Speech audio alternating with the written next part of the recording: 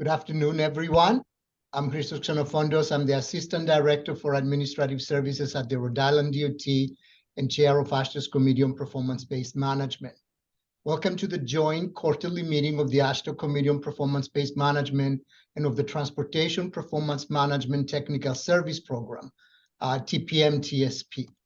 Thank you all for being here today. We do have many folks to thank as we begin our webinar today.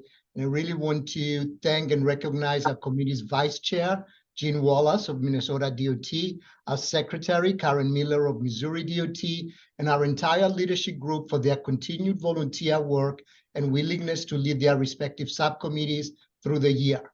We appreciate the hard work and dedication of our state DOT volunteers. As we all know, both AASHTO and TRB are volunteer-based, which means that the talent that we get through people volunteering is what makes this committee special. Many thanks to Federal Highway, especially Ms. Smith-Jackson, for their partnership with AASHTO, the Committee on Performance-Based Management, and the entire performance management community. And to Anna McLaughlin and the entire AASHTO team for supporting our committee. A special thank you today to our featured topic speaker, starting with our keynote speaker, Victoria Sheehan, Executive Director of the Transportation Research Board, and Bill Anderson, Senior Program Officer for TRB. In progress. Thanks also go to our speakers, John Kaliski and Peter Rafferty from Cambridge Systematics, Steve Wolfel from Massachusetts DOT, Gary Van Such from Colorado DOT, and Easton Morales from Gannett Fleming, all representing our sister TRB standing committees.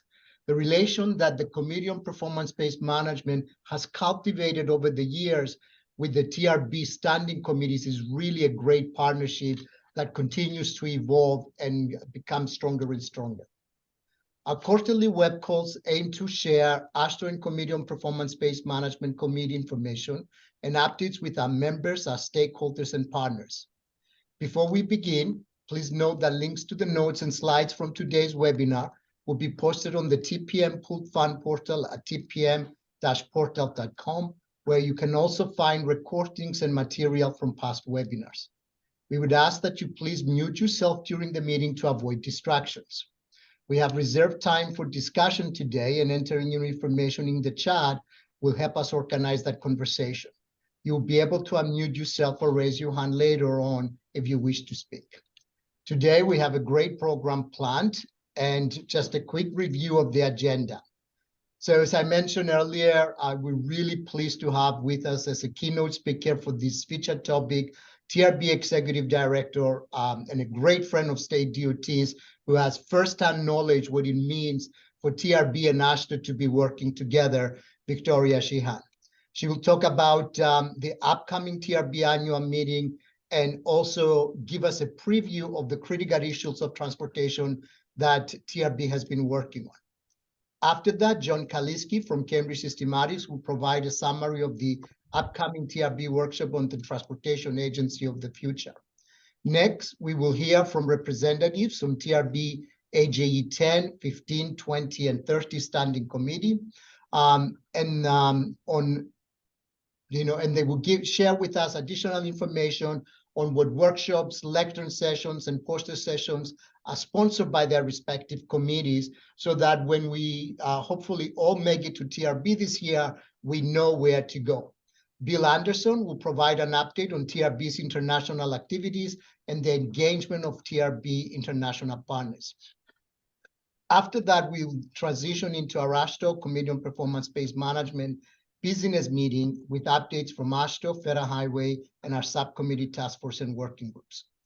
Please note that we have extended the time today by 30 minutes, and we expect to wrap up around 4:30. So we have a lot of ground to cover, so let's get started. So first, Victoria, huge thank you again for spending the time with us today.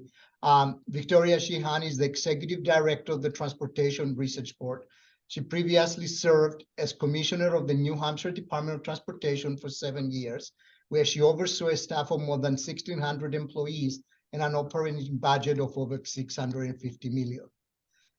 Her team led the development of New Hampshire's 10-year transportation plan, and she worked directly with the Governor, General Court, and Executive Council to ensure it would address the state growing needs.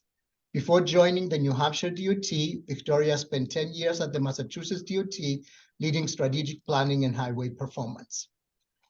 Once again, thank you for being here with us, and I will turn it over to you now. So thank you. Well, thank you, Christos, and I really appreciate this opportunity to share what we've been working on at TRB most recently, and also tease the upcoming annual meeting. I want to echo some of Christos' sentiments. We truly appreciate the great partnership that we have between the State Departments of Transportation and TRB. We, within the DOT community, tend to talk most about the work that TRB does on the cooperative research programs and then our standing committees. But today I'm going to talk about the critical issues publication, which is one of the reports that's actually advanced by our third division, the division that focuses on consensus and advisory studies. So this is the org chart for TRB. As you are all aware, we have these three divisions. Under the Cooperative Research Program, the one that the state DOTs are most focused on, of course, is NCHRP, but we currently have 4 cooperative research programs, NCHRP, TCRP for transit agencies, ACRP, where we work with airports, and then the latest addition to our portfolio is the Behavioral Traffic Safety Cooperative Research Program. So I'd really encourage a lot of the state DOT folks to pay attention to the reports coming out of that program, because of course there's a lot of intersections between the work that we're doing with NCHRP and with BTS CRP. But like I said, probably the least known division within TRB, where the states are concerned, is the Consensus Advisory Studies Group. And the consensus studies that we undertake are reports that are prepared at the request of either Congress or a federal agency. And similar to the process for cooperative research, when we undertake consensus work, we engage volunteers. We don't call them panels like we do in cooperative research, we call them committees. And we strive to have balanced committees who can make recommendations for changes in legislation or regulation that will bring about results and transformation within our industry. One of the reports that we work on under Consensus Advisory Studies is a publication called Critical Issues in Transportation. It's one, however, where the committee that leads that effort is actually our own executive committee, that is the advisory body that guides all of the work of TRB. It is a consensus product because we are giving advice to the industry on how we should be doing business, but it is a little bit different publication in that it not only provides advice to the industry, but it really does guide the work of TRB in the years ahead. Our mission at TRB is to mobilize experts who have the experience and knowledge to anticipate and solve complex transportation problems. But we're really trying to make sure that practitioners have the tools at their fingertips that will make them successful and effective. And so our critical issues document is one of those ways to socialize what we see as the most pressing issues in transportation and make sure that across different levels of government, across the public sector and the private sector, everybody is coalescing around the research needs in each of these topic areas. So the last time we produced a version of Critical Issues was back in 2019. It was released by the executive committee, but of course then the pandemic hit. And so we had a couple of supplemental documents that went with the original Critical Issues publication. And that version was, like some of the previous publications, really a list of issues. And this time, when the executive committee started talking about the challenges that we're facing in transportation at this time, they really wanted to do something different in terms of how we framed the conversation. And so the Critical Issues publication is in its final phase of review. Our goal currently is to publish before the end of the calendar year. We'll have a PDF available on our website later this month. And that way, all of our committee members and volunteers can download that document in advance of annual meeting and then be able to reference that as they're having their business meetings across that week in January. And then later in January, we're going to have an interactive website and some other tools to help people navigate critical issues. Because as I said, this isn't just a one-time report. This is a document that will guide the work of TRB into the future. So I'm going to give you a preview. This is one of the images from the report. The text and the report itself is, like I said, embargoed because it's still undergoing review. But this is one of the graphics from the report that really gives you a sense of what to expect. Instead of providing a list of issues, this time around, the executive committee have really tried to emphasize the need for action. And the fact that transportation is completely essential to having a thriving society, and the impacts that transportation have on quality of life mean that we not only have to coalesce around what we should be working on, but we also have to, in some cases, pick up the pace and try and mainstream the results that are coming from research much more quickly than we have in the past because of some of the pressing challenges that we face today. For example, the climate crisis, the increase in the frequency of extreme weather events, and the work that we're doing around resilience, as well as the work around decarbonization itself. We have to move faster than we ever have to bring some of those solutions to bear.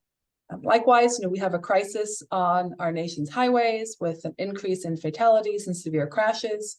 And so, again, there's a sense of urgency to take proven solutions and deploy them quicker, but also continue to do new research that can make change. And of course, other topics like equity and public health have become topics that every state department of transportation is focused on, as well as all the other owner-operators of the transportation systems that we're working with. And so those goal areas have been elevated as well. But there's also a lot of talk about a focus on not only the economy, but providing access to opportunity for all. And so that's incorporated into the report as well. So they frame everything as the why. It's essential that we address the challenges that we're facing today. But we also talk about the how we're going to have to do our work in the future. That as much as we appreciate the level of engagement that we've had from within the transportation community, there are others that need to come to the table and understand how their decision-making impacts our ability within transportation to be successful. And that's where we're talking about what they frame as levers of change in the report. So of course, we need reliable sources of funding and predictable funding to be able to advance all of the projects that can build the system of the future.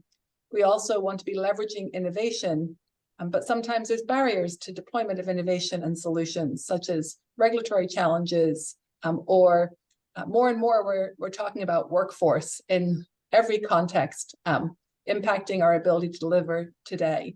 So those are just some of the foundational factors that are discussed in the report.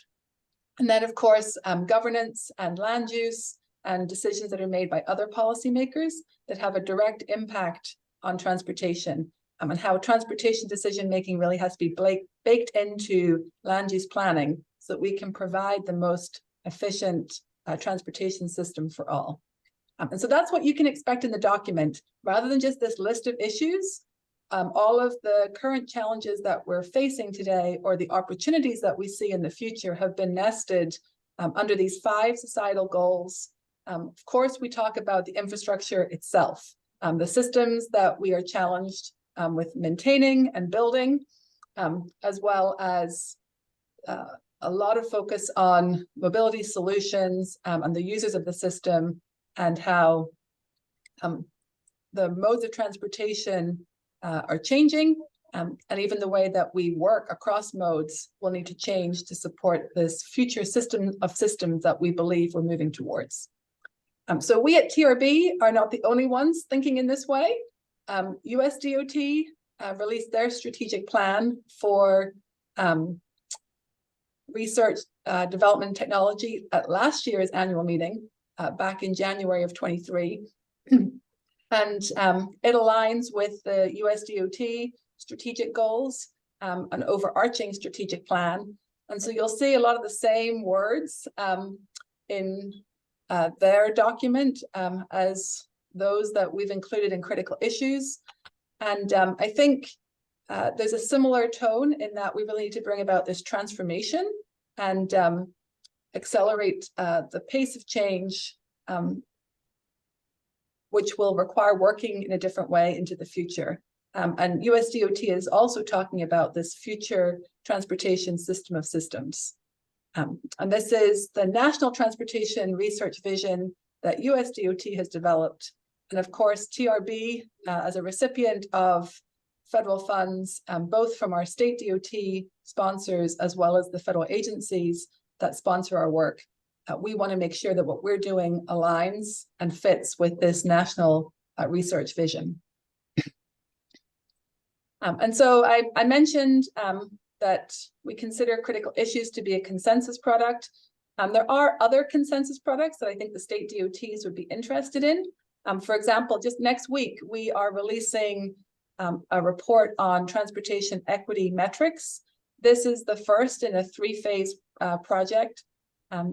The report that we're releasing first was really to provide advice to USDOT on criteria for discretionary grant programs, so they can refine what they have already included in the early rounds and NOFOs for a number of the discretionary programs.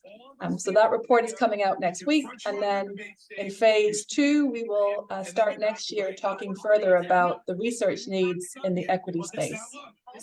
And then other topics that you might be interested in, we are targeting an event in March of next year, which would be a workshop on emerging transportation workforce needs. And then another really exciting initiative that we're undertaking in partnership with USDOT is to create a forum on accelerating transformative technology. So again, this fits really well with what we have prioritized in the critical issues document. And then lastly, I should say there's been 3 efforts that have been undertaken as individual efforts at different times. So our executive committee started working on the critical issues publication in late 2022, and then have been working on that document over the past year. USDOT, as I said, when we started the conversations at our executive committee meetings, we had not yet seen the final version of the USDOT plan for RD&T, but it's aligning nicely with the direction that our executive committee was going in. And then another effort that started around the same time was this Moonshot project, which is an NCHRP project for the state DOT CEOs. And hopefully by this point, you're all familiar with the project. The first phase was to develop a framework, and a resolution adopting that framework was actually approved at not this past year's annual meeting, but the one before. So the 2022 AASHTO annual meeting at the board meeting, there was a resolution adopting this framework. So this year at the recent annual meeting, the board talked now about the phase 2 of this project that we're undertaking. But as you can see, there's so much synergy between what we're doing at TRB, what USDOT is doing, and now what the state departments of transportation are advocating for in terms of how we should be advancing projects in the future. And all of this focus on whether it's a thriving society or community-centered transportation, we phrase it in different ways, but it's the same goals that we're striving for. And we're really trying to ensure that we're talking about transportation in a different way, that people don't just take transportation for granted. They understand the value that a robust transportation system plays in everyone's life, or what those unintended consequences might be of certain types of investments, and why we need to think differently as we're advancing solutions. So we're now in phase 2 of this project, working with the states. Some of you might have heard about the call for pilot projects. The projects have now been selected. So we have projects in each of these different areas, and The one thing I want to stress is that there will be lots of opportunities for the states who did not submit a project suggestion to still stay engaged in the moonshot. There's going to be countless opportunities for people to shadow the pilots that are being advanced. And instead of waiting until the conclusion of a project and doing a peer exchange and learning from that, the real hope is that states will come along for the ride, following their colleagues who stepped up when there was the first call for projects in each of these areas. So it's an exciting time. We at TRB are really pleased to be able to support US DOT and what they're trying to advance, as well as the state DOTs.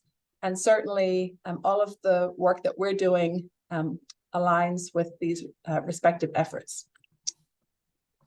And so how do we weave all of this into this upcoming annual meeting? Well, like I said, we're going to have the report published on critical issues in advance of our meeting. And we are very excited because so far, every indication is that we're going to have as big, if not bigger, a meeting than we had last year in 2023. So last year, registration exceeded about 14,000, and numbers are looking really good that we should have around the same number of attendees and registrants this year. The type of event that we're planning is very similar. And so we are back. This is post-pandemic, where we're able to offer over 600 sessions. This is the meeting of our standing committees. So we're going to have about 438 sessions, I think, this year, which means at peak times we have over 100 concurrent events. There's other things I want to draw your attention to. There is a career fair for employers, and so state DOTs have an opportunity to be part of that. And then we do have a number of exhibitors who will have booths in our exhibition space that will be opening on the Sunday of annual meeting week. So what can you expect? So we have curated our programs to align with critical issues. It was challenging because really all of the work that we're doing fits with one of the goal areas or one of the policy levers or discusses aspects of the transportation system. And so we really were looking for the standout sessions that fit under these critical issue areas.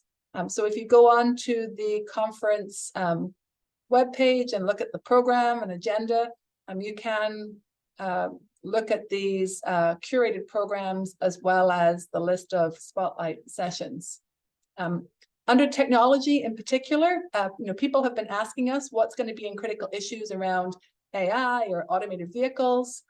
Intentionally, the committee talked about innovation in the broader sense, but you'll see in the text and the language that describes the innovation section, we're really focused on all types of innovation, all types of technology, but certainly AI, automation, EV charging and EV electric vehicles themselves are going to be hot topics at this year's annual meeting. And we're actually planning a conference for 2025 on artificial intelligence that the committees will be focusing on both at this annual meeting and in the future months.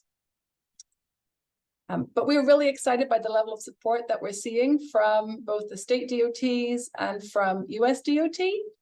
Typically, US DOT organizes about 4 or 5 sessions. This year, we have 7 US DOT-led sessions.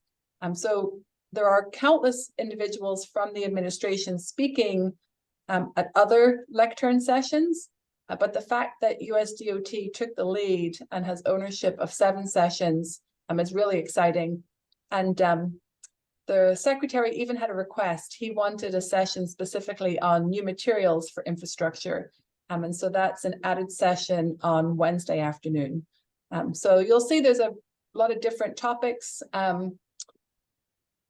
Presentations on vulnerable road users, achieving Vision Zero, an update from last year. So we were very excited that Department of Energy chose TRB Annual Meeting Week to announce their decarbonization plan. So we have an update from them 1 year after that plan was released. We're also celebrating 50 years of GPS at our event and acknowledging that major milestone for that technology. And then Polly Trottenberg, as Deputy Secretary, she just came off a stint as the acting FAA Administrator. So she was advocating for a session from the flight deck, integrating aviation into the conversation as well. So we have perspectives from the FAA leadership in one session, and then another session on the activities that the Department of Transportation is undertaking around advanced air mobility. So lots of variety, and hopefully there's something for everyone when it comes to the presentations that they have put forward. And then with respect to the state DOTs, we're going to have a roundtable on maximizing investment, safety, and workforce, and aligning efforts in those spaces. And then if you want to hear more about the moonshot, there'll be a couple of opportunities scattered across the week. I think John's going to talk in a moment about one of the sessions that I will be a part of. But in addition to the session that he'll tease, the state DOT CEOs are going to be talking about the moonshot, but they use the longer title, the envisioning and realizing the next era of America's transportation infrastructure. So if you want to hear more specifically about the phase 2 efforts, I'd encourage you to try and attend that session. And then one last session just to highlight is for City Department of Transportation leadership, we're having a roundtable on automated vehicles. And you'll hear from some of the communities that have really been struggling with deployments in their city. You'll hear a lot of support for the promise of automated vehicles, but also some lessons learned and really a call for more collaboration between the public sector and private entities as we're working together on those issues. And then another highlight of the annual meeting week is always Monday night. We have our Dean Distinguished Lecture. Tom Dean is a former Executive Director of TRB, for whom this particular award is named. And this year, the Dean Distinguished Lectureship has been given to Dr. Susan Handy. And she is going to give a presentation. Her topic is Shifting Gears and Reflections on the Role of Researchers in Shaping the Ideas that Shape Transportation. So for anybody who knows Susan, you'll know this is a must-attend event. That recording will be posted online. I know there's lots of competing things on Monday evening. So if you don't get to attend in person, please check that out after the fact. So the 2 sessions that will be recorded are the Dean Lecture, but also our Chair's plenary session. And so our Chair of the Executive Committee of TRB right now is Diane Scacchetti from the New Jersey Department of Transportation, known to many of you within the state DOT community. And our executive committee, as I said, have been working on this critical issues document, but workforce has been a topic that they've taken up several times. So they're actually going to dedicate a significant portion of the executive committee meeting to discussing workforce in more detail. And then later that same day, we have the chair's plenary session, which is an event that all TRB attendees can participate in. And we're going to specifically focus on mental health and wellness. Primarily, we'll discuss in the construction worker grouping of employees, but we're going to talk actually about mental health in the broader sense as well. There's some really troubling trends in terms of the increase in suicide rates within our workforce, and construction is a standout, unfortunately, for having some of the most concerning trends at this time. So we think this is a really important conversation to be having. It'll be a sobering conversation, but we have had similar sessions at previous years at the committee level, but we thought this topic was definitely one that we wanted to have on the main stage to really raise awareness within our community. So that's what you can expect at TRB annual meeting, and a little bit of a teaser for the critical issues document. I just want to remind everybody that TRB is just one of 7 programs associated with the National Academies of Sciences, Engineering, and Medicine. So we use TRB's annual meeting as a way to also promote the work that we're doing to our colleagues across the National Academies. So there will be participants from other divisions within the National Academies coming to learn more about what we're doing specifically in the transportation space. There'll also be some Academies members from the National Academies of Sciences and Engineering in particular attending annual meeting. And this is because we're looking for more and more ways to collaborate with our colleagues in the other divisions. I mentioned that one of the themes in critical issues is that we have to collaborate in new ways if we want to solve today's challenges. And in many cases, there are other sectors that are doing work that could be of benefit to transportation. And likewise, there's technologies and ideas that we're advancing that should be integrated into other sectors as well.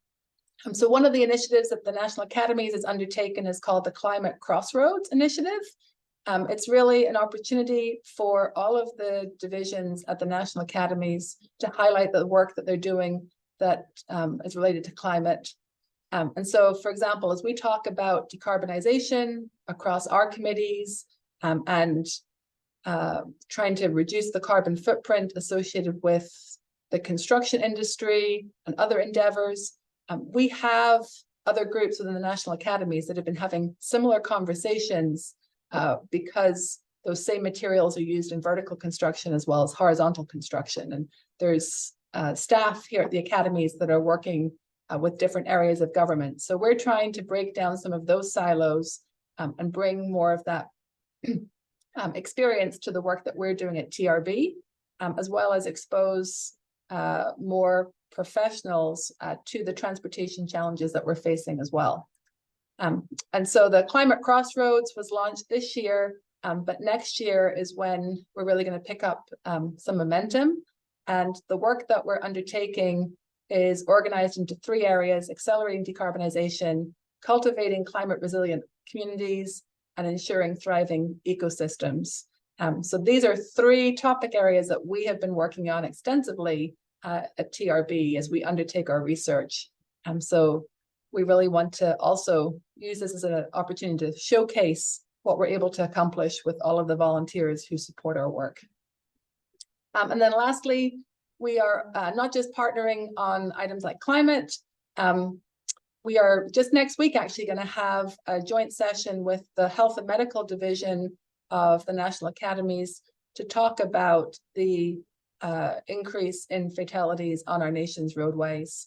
We have been talking a lot about this issue within the transportation community, and across the TRB community. We are very fortunate. We have practitioners who represent every area that needs to be engaged as we address this issue.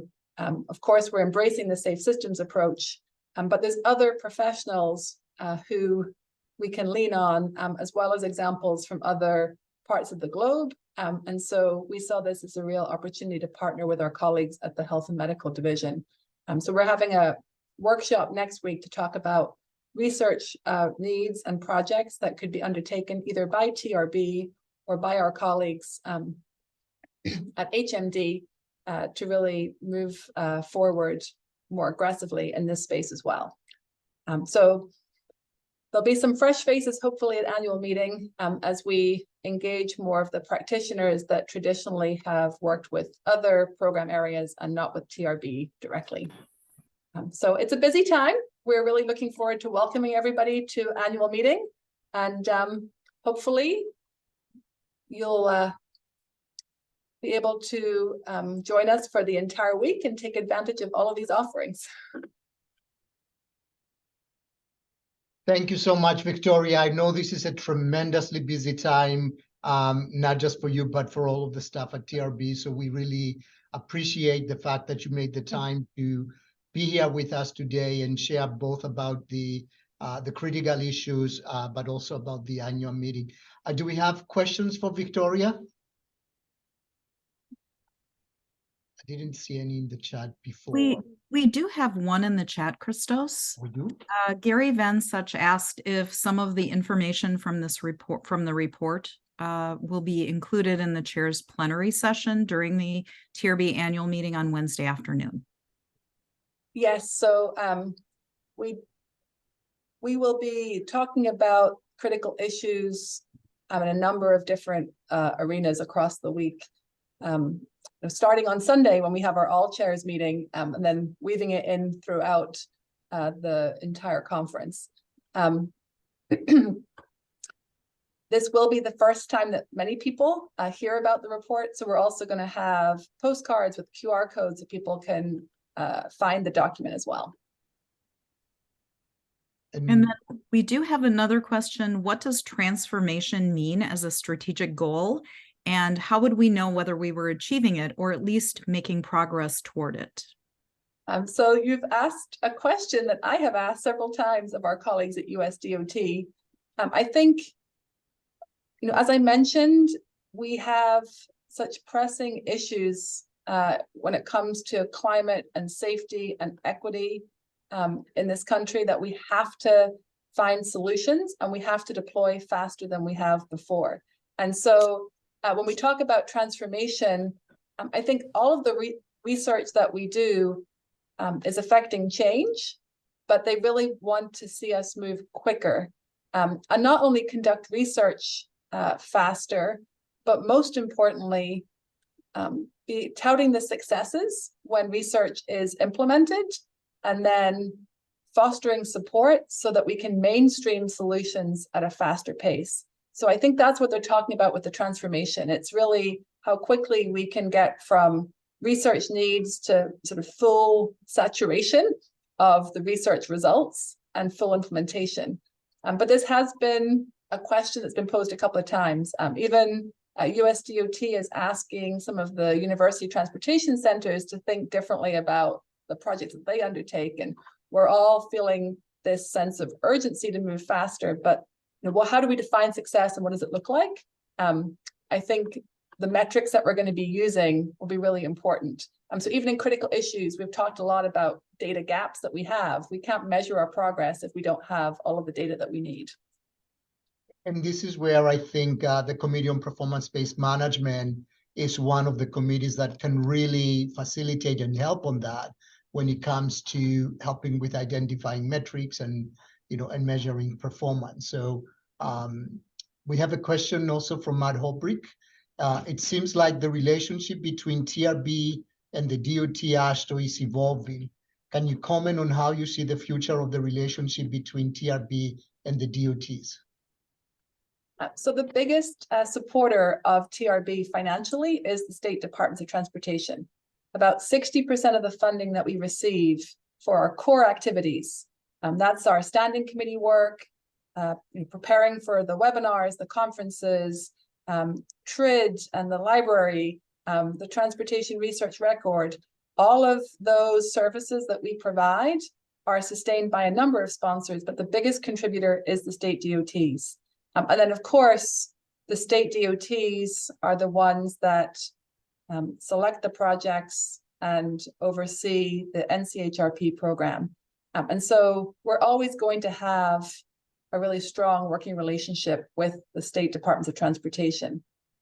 But that being said, I think we're really missing an opportunity if we only socialize the research that we're doing with those who sponsored it and requested it in the first place. So we are talking about ways that we can promote all of these products more effectively to other stakeholders. So just like the state DOTs are trying to work more closely now with cities and counties, and Roger Millar last year as AASHTO president talked many times about how state DOTs are not your grandmother or your grandfather's agencies. They're evolving and changing. And I think the moonshot speaks to that. So they really do want to increase the different types of stakeholders that they're working with. And we at TRB already have that diversity of practitioners and academics supporting our work. And so I think the states can lean on us even more as that convening entity that can give them access to some of the other stakeholders that they might want to work with. But we, of course, take a lot of our direction from the states. And when people complain about, the fact that we seem to prioritize the states, I remind them it's because, they make all of this work possible. It doesn't matter what standing committee you're serving on. A lot of the funding that's making this all happen comes from both the federal agencies and from the state DOT community. Thank you, Victoria. Any other questions for Victoria?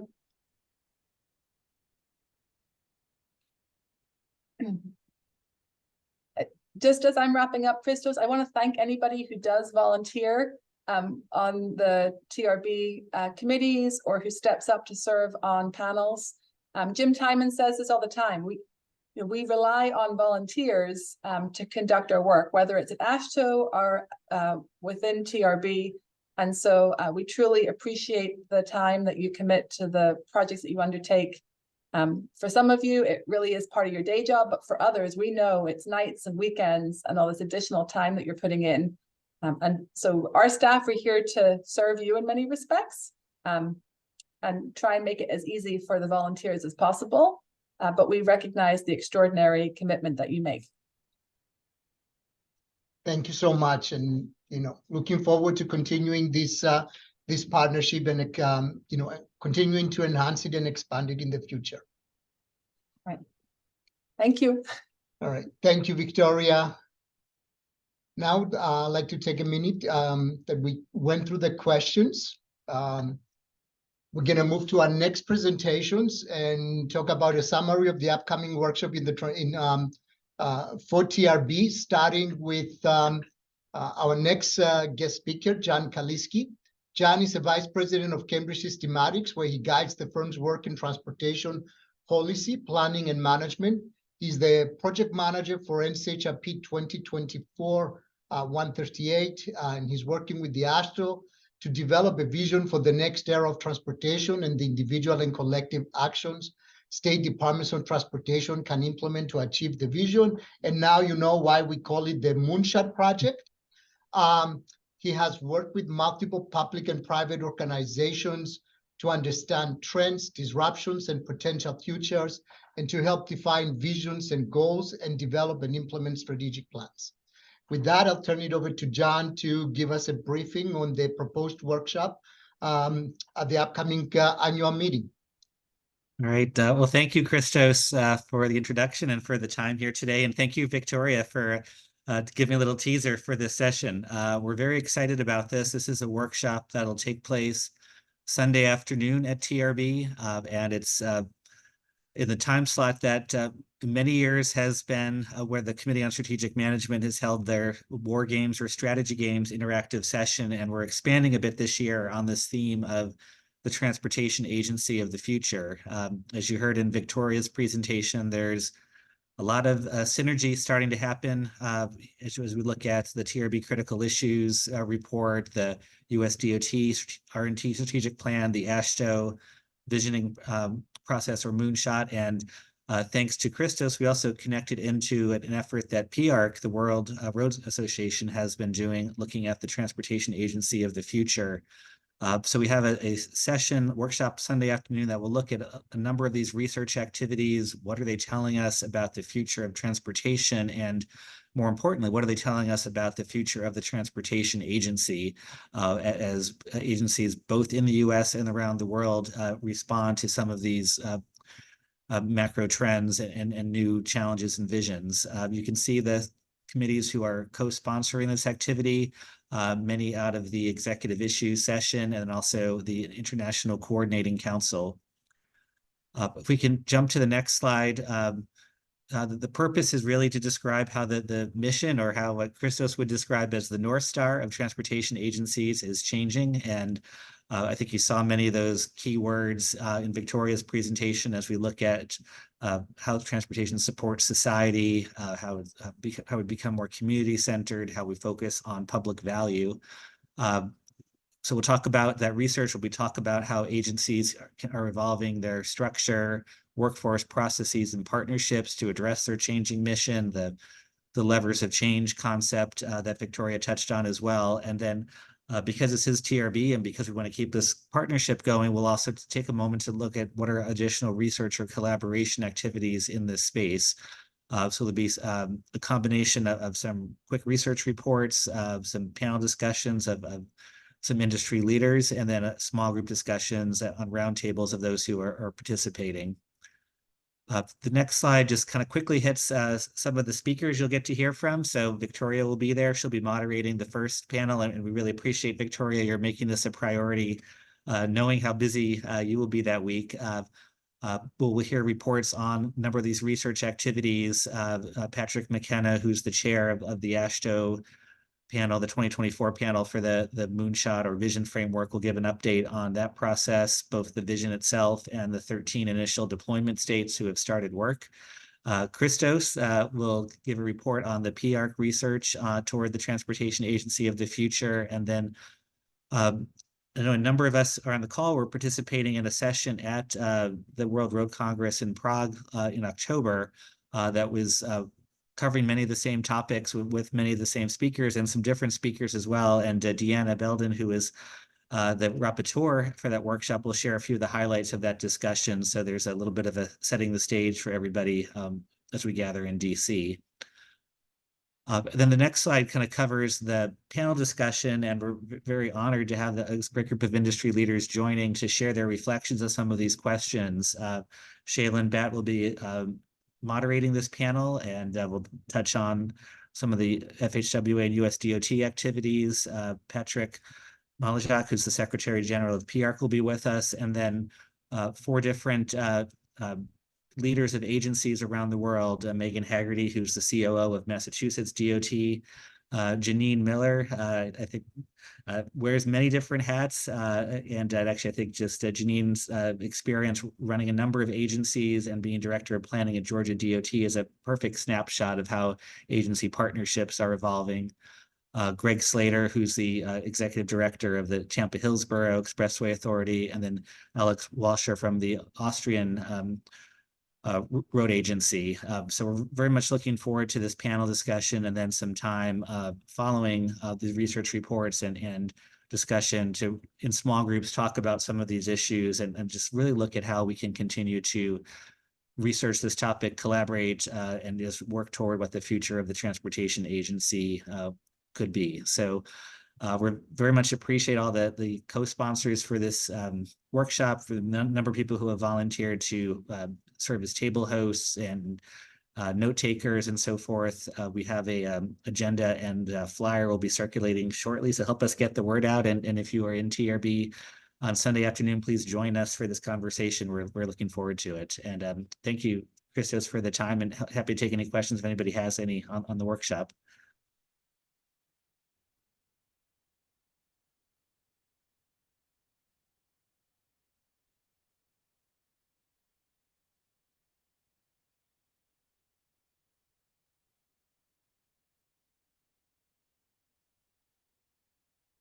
So do we have any questions for John?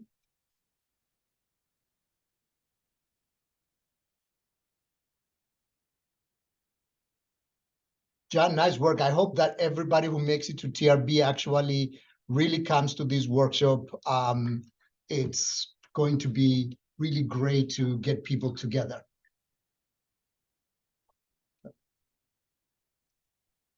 Okay, so John, thank you very much. We're gonna continue with the summary from other folks. And we're gonna start with Steve Wolfoff, who is the chair of TRB AJ10 Strategic Management. Steve has served as the Massachusetts Department of Transportation's Deputy Executive Director in the Office of Transportation Planning since May 2016. In that capacity, he assists the Executive Director in setting the strategic policy and planning direction that guides the Office of Transportation Planning, which is an enterprise service and supports the planning needs of Mass DOT's operating divisions and the Massachusetts Bay Transportation Authority, MBTA. Steve? Thanks, Christos. And I want to echo John's comments. So thank you, Victoria, for coming to the workshop that AG10 is leading, that John just detailed. And obviously I want to thank John for all the hard work he's put in and my event lead, Alyssa Ryan, for working with John and I to put this all together. And one of the things you'll see from some of our work, anyone who knows me won't be surprised by how it all ties in. We have this committee, before I became chair, had been like vice chair and doing the event stuff, had really focused on scenario planning and how we can be better prepared for disruptions.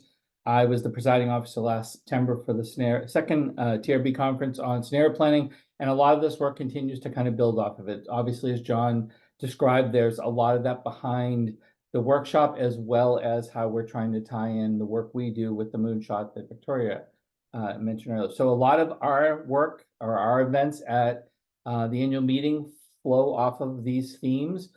In particular, we have the session on Monday, Shaping the Agency of the Future, Adapting with Workforce Technology and Funding Challenges. That's what has traditionally been called the CEO session with AG10. We have my secretary as well as Leslie Richards.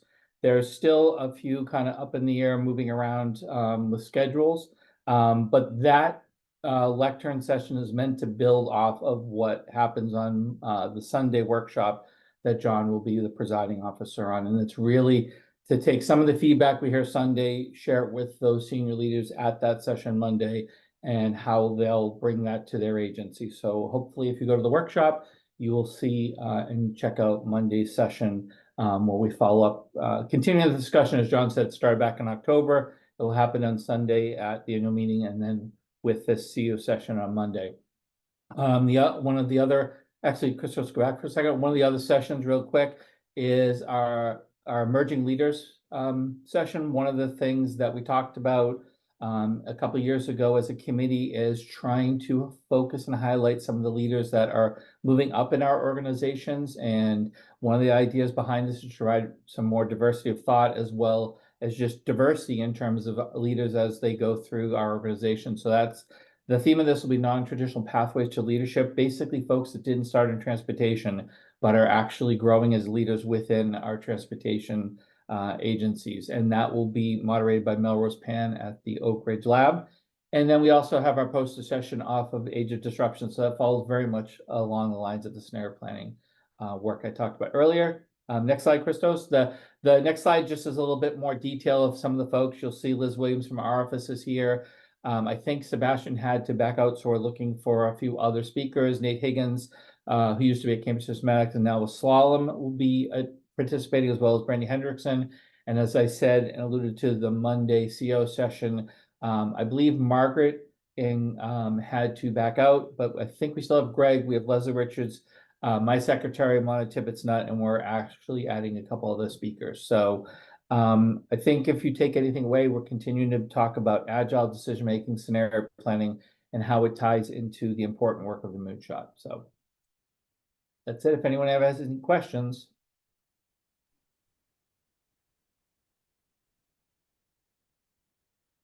Thank you, Steve. I don't see any questions in the chat.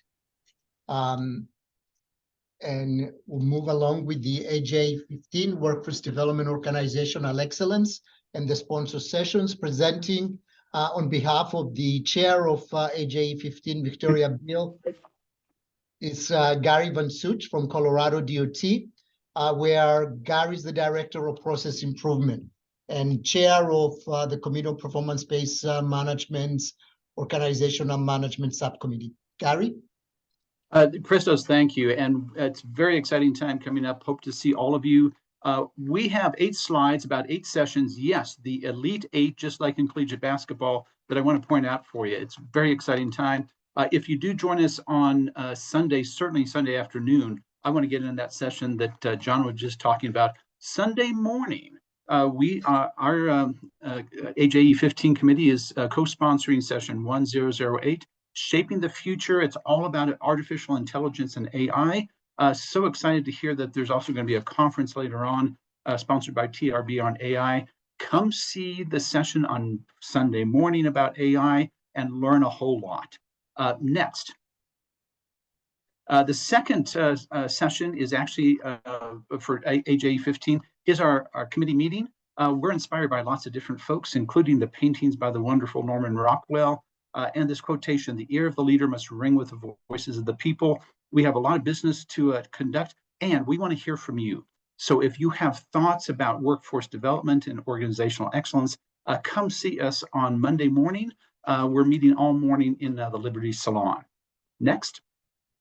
The third session is on Monday afternoon. It's session 2130 in your program, and we're exploring strategic workforce development partnerships. Again, so exciting to know that that's going to be a theme throughout the TRB annual meeting. Our session has some wonderful folks that you see from FHWA and TxDOT, and our partners in the private sector, the Arizona Associated General Contractors, Oregon Bureau of Labor and Industries. Exciting session to talk about workforce development on Monday afternoon.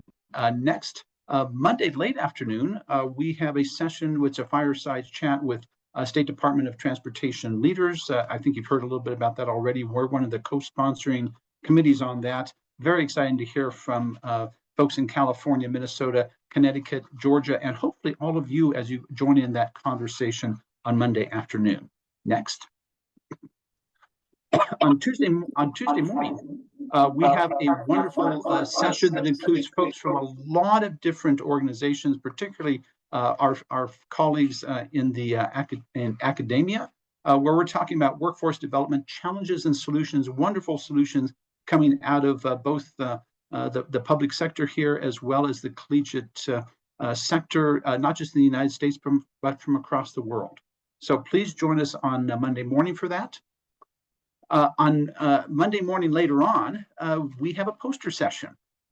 This is one, and this is shameless self-promotion. I'm going to be part of that poster session, along with dozens of other folks.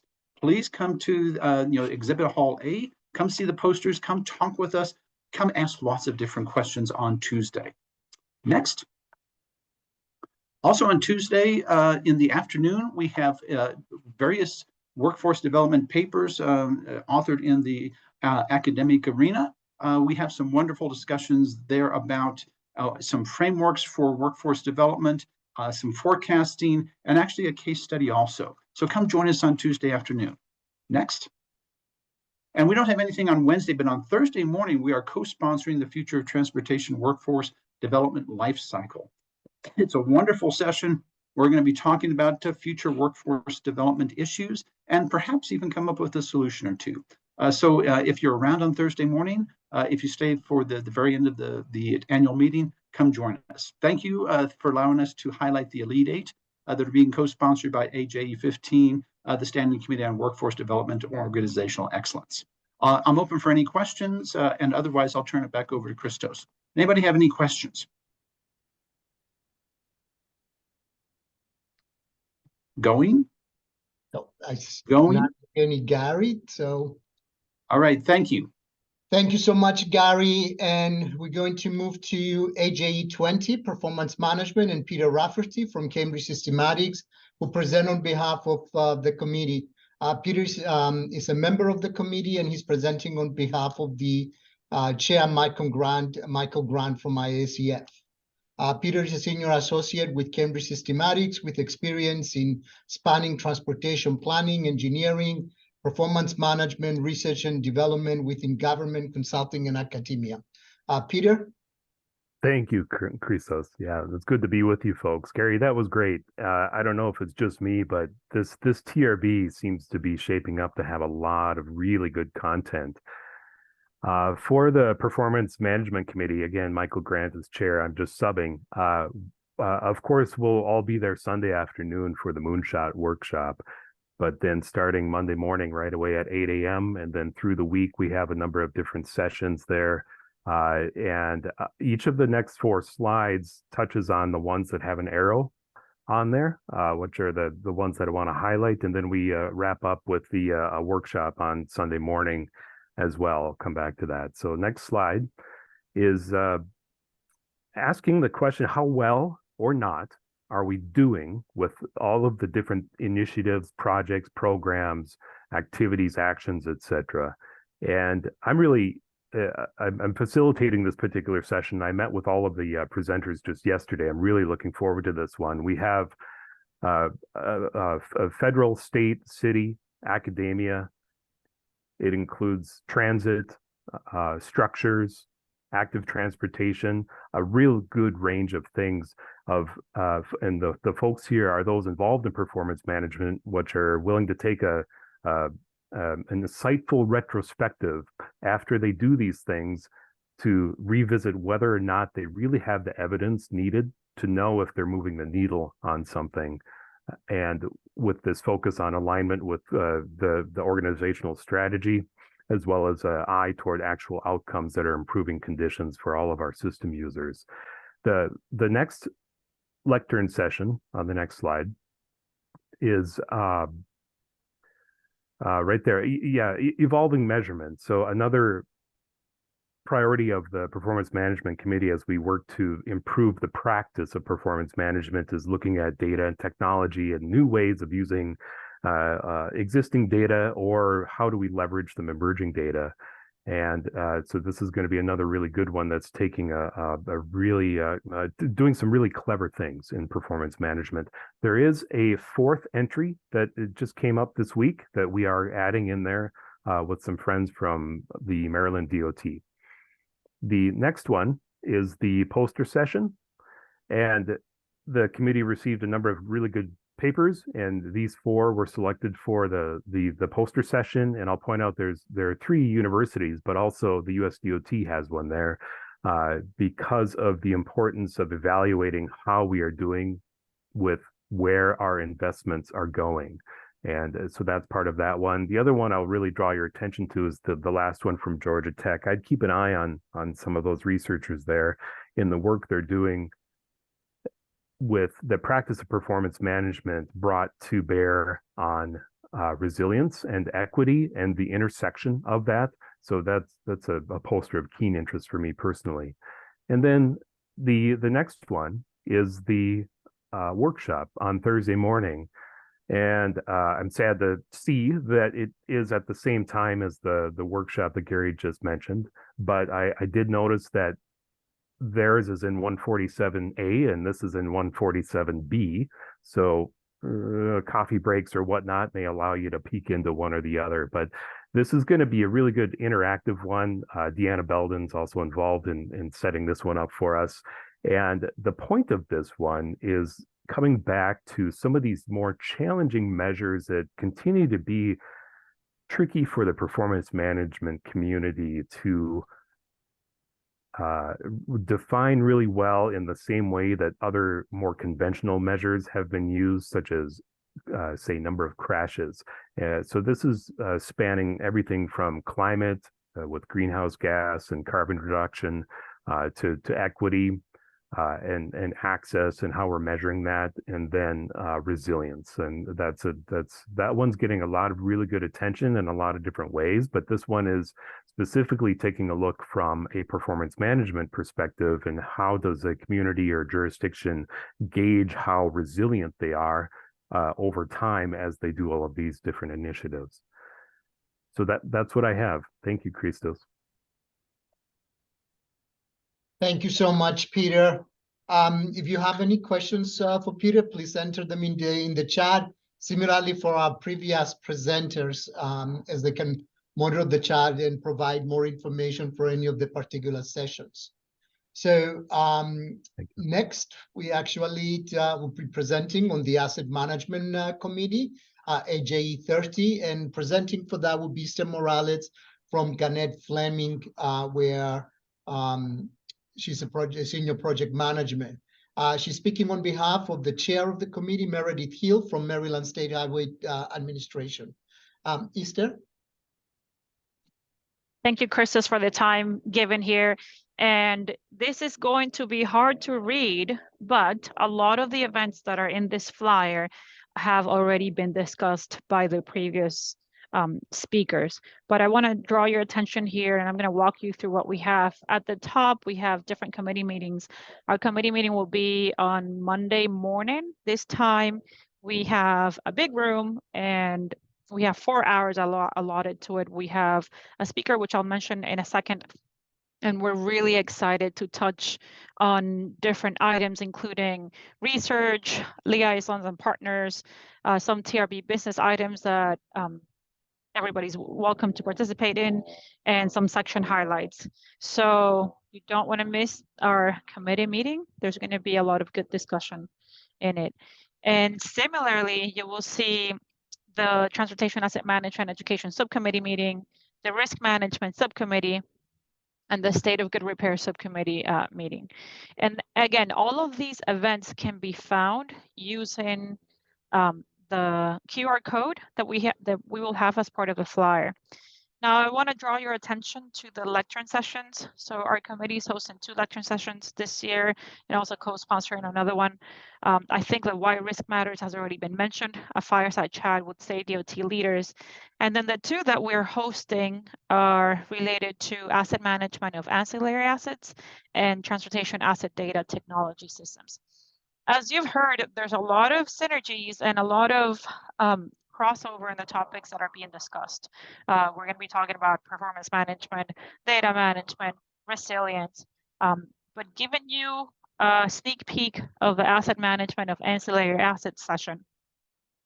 We're going to have presenters from research partners, and then we're also going to have practitioners from the Port Authority, and we have Brad Allen as well from Applied Pavement Technology, talking about a federal highway framework for ancillary assets.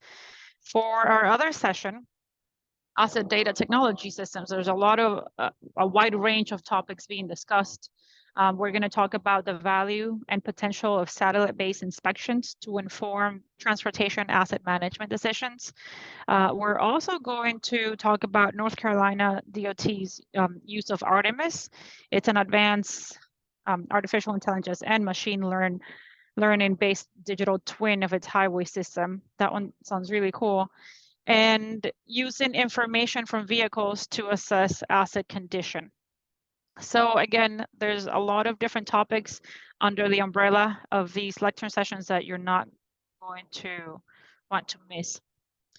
The other events that we have here, we have a poster session as well. Our committee members did a great job reviewing papers, and you want to make sure to go ask questions and take notes of the research that's being presented here. And all the wonderful workshops that have been mentioned that we're also co-sponsoring along with the other committees. They're all listed here. I'm not going to get into details because I think every single one of these has been covered by our previous speakers. But I do want to draw your attention, if we can switch to the next slide, to our keynote speaker at our committee meeting. It's going to be Stephanie Pollack, and talking about navigating the ongoing implementation of IIJA BIL initiatives. So in addition to all of these great presentations, meetings, lecture sessions, we will also talk about the asset management competition. This is we're hosting the 3rd edition of the Transportation Asset Management Competition, in which young professionals and graduate students are welcome to participate. And the topic this year is integrating resilience into asset management. So again, we're hearing a lot of the same topics. There's a lot of synergies between our committees, and I'm really excited to see everybody to participate in these workshops and to attend and learn as much as we can. That is all I have. Thank you. Thank you, Esther. Again, if you have any questions, would you please enter them in the chat. Next, it's actually my pleasure to introduce Bill Anderson, Senior Program Officer with TRB, and a good friend. Earlier today, Victoria mentioned about the importance of collaboration. But one of the things that TRB does is actually a lot of international collaboration, and Bill Anderson heads that. He comes to TRB with 20 years of experience in the not-for-profit and government world in the subjects of sustainability, risk and resilience management, social and economic factors, policy, technology transfer, strategic and program management, and transportation system operation and management, and of course on international activities. Bill, all yours. Everybody. So it's It's a pleasure to be here, and thank you, Christos, for asking me to participate and give this update. Christos is a co-chair of the International Coordinating Council, if you did not know that, along with Carolina Almeros from ECTRI, which is the European Conference of Transportation Research Institutes. Could not make a lot of the great things happen internationally without the two of them, so thank you. I just wanted to give you some quick updates about a few things that are related and may be of an interest to all of you, since so many of these committees in the section are engaged pretty heavily within the International Coordinating Council, and thank you for your volunteerism for that. So good news, we had the World Road Congress take place in October, early October, which is run by the World Road Association, otherwise known as PR. And TRB works with Federal Highways and AASHTO, so it is a multilateral effort to put on several sessions and also to host a booth, a USA booth. Attendance at our booth was extremely well attended. We held these talking sessions where like for 15 minutes long, where they tackled a particular topic, had a few experts come in and talk about those particular topic areas, and then just listen in from what the audience perspectives or questions were around those areas from that perspective. All of those went really well. I was meeting with Federal Highways and AASHTO just now to talk about that particular element of the World Road Congress and see what our lessons learned were from that, so making the booth even more successful the next time around when the World Congress is held 4 years from now in Vancouver, Canada. So make your plans to attend that. We did have 3 foresight sessions that we put together jointly. One was already mentioned about the future transportation agencies, as it was already mentioned, was held there in Payarkhurst, but now it's going to be actually held here at TRB as a workshop as well. So I highly recommend participating in that, because we're going to keep this momentum going with all of our international partners and looking at how the agency is going to be changing over time to account for things like automation and then workforce needs and all that kind of stuff. We also had a session on gender equity that we participated in, and that session is going to be discussed as part of the Women and Genders in Transportation Committee meeting. They're going to do a special conversation with people who attended both the gender equity foresight session at the World Road Congress, but also invite in speakers from other countries to get like an African perspective and a more global perspective than what was even discussed there, so that they can look forward into the committee as it picks up this topic area. They will be holding the committee, Women and Gender in Transportation. They will be holding their conference, which is the 7th run since I think it was 1978. So this is the 7th International Conference on Women and Gender in Transportation. It will be held at the Beckman Center in September of 2024. They currently have a call for abstracts that's open right now, so you can go to our calendar of events and find that, or you can wait till get to annual meeting and come up to me and get a flyer, save the date card, which will have a QR code on it, and it directs you directly to the call for abstracts there. The third topic that was discussed in this was a more broader perspective on equity. Trying to carry the message forward that equity is not just gender oriented, it actually crosses many different aspects of the human demographic. So those are all very well attended, my understanding is, so we'll continue to march forward in those areas. We recently held a conversation with the China Highway Transportation Society. In the past, we've been doing a webinar series with them and many other partners, ECTRI, AASHTO, CODA, the Chinese Overseas Transportation Society. There have been many different groups that have participated in these webinar series, which are thematic across the series. Usually there's 5 or 6 webinars in one particular series. And we're trying to figure out what the next topic area is. So if you have any interest to focus on certain particular topics, send your ideas forward to me. I'll put my email address in the chat here for you as well, so that we can get that planned out with our colleagues there. And I like to do that as quickly as possible and move forward with that. And we've been also talking about other ideas of how we can improve our relationship with them, with helping to mentor younger professionals. So this is an interest across the board where, thank you, Carl, for putting that in there. By the way, the European Conference of Transportation Institutes, Research Institutes actually celebrated their 25th anniversary this past month. So congratulations to them. The other topic is trying to mentoring younger professionals and how we can get them more active in transportation research. So if there are any ideas and ways that we can do that with CHTS, but also with others, let us know, because there are many of our international partners that have the same interest, from the World Bank, from CHTS, from ECTRI, so on and so forth. So there are many ways that we could leverage that within your committee structures. And lastly, I wanted to let you all know too, TRB, among many of its partners through the International Coordinating Council, works with, find it, nope, there it is. I'm going to drop this in the chat. Sorry for the disruption.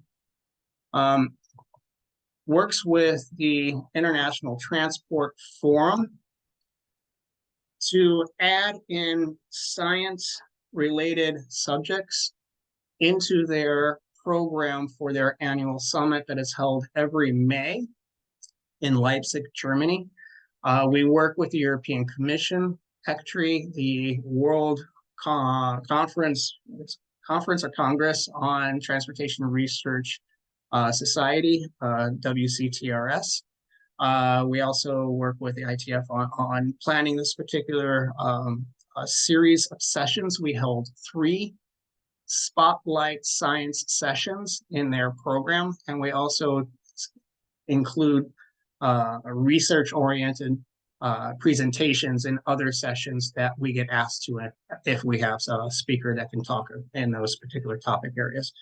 It's a great program. They primarily focus on policy issues, but what we try to do with these particular sessions is show how research actually informs or influences policy development.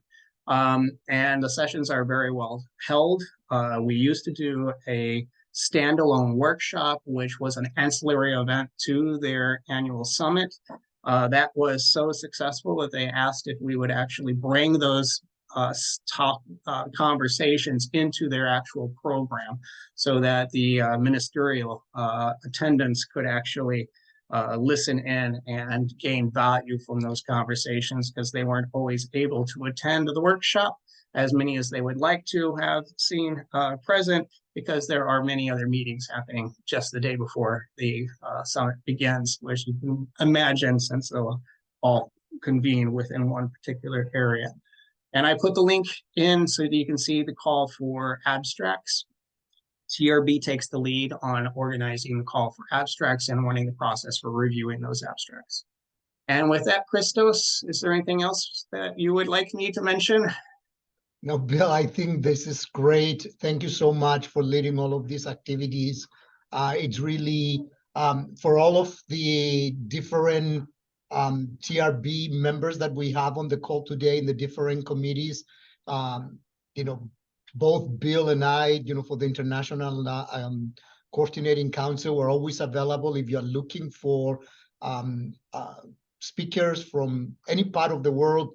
We practically, or any topic, the TRB international partners can provide that expertise, and we can bring that global perspective, because a lot of the challenges that we are facing, they are not local, actually. They are really global in nature.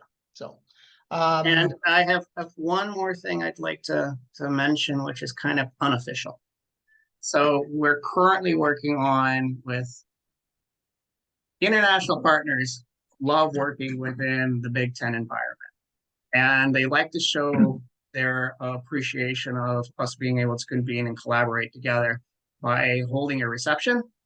And they're hoping to actually put this together again this year, and it's held on Tuesday evening. The specific details will be shared out once all of the final details are put into place, which should be within a week or two, probably. Yes. So I hope you all can attend on Tuesday. Just look for the invitations. Thank you, Bill. And thanks for the props for the reception.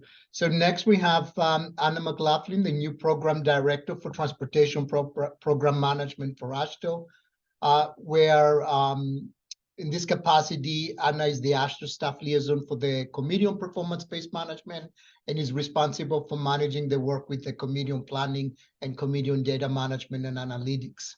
Anna? Thank you, Christos.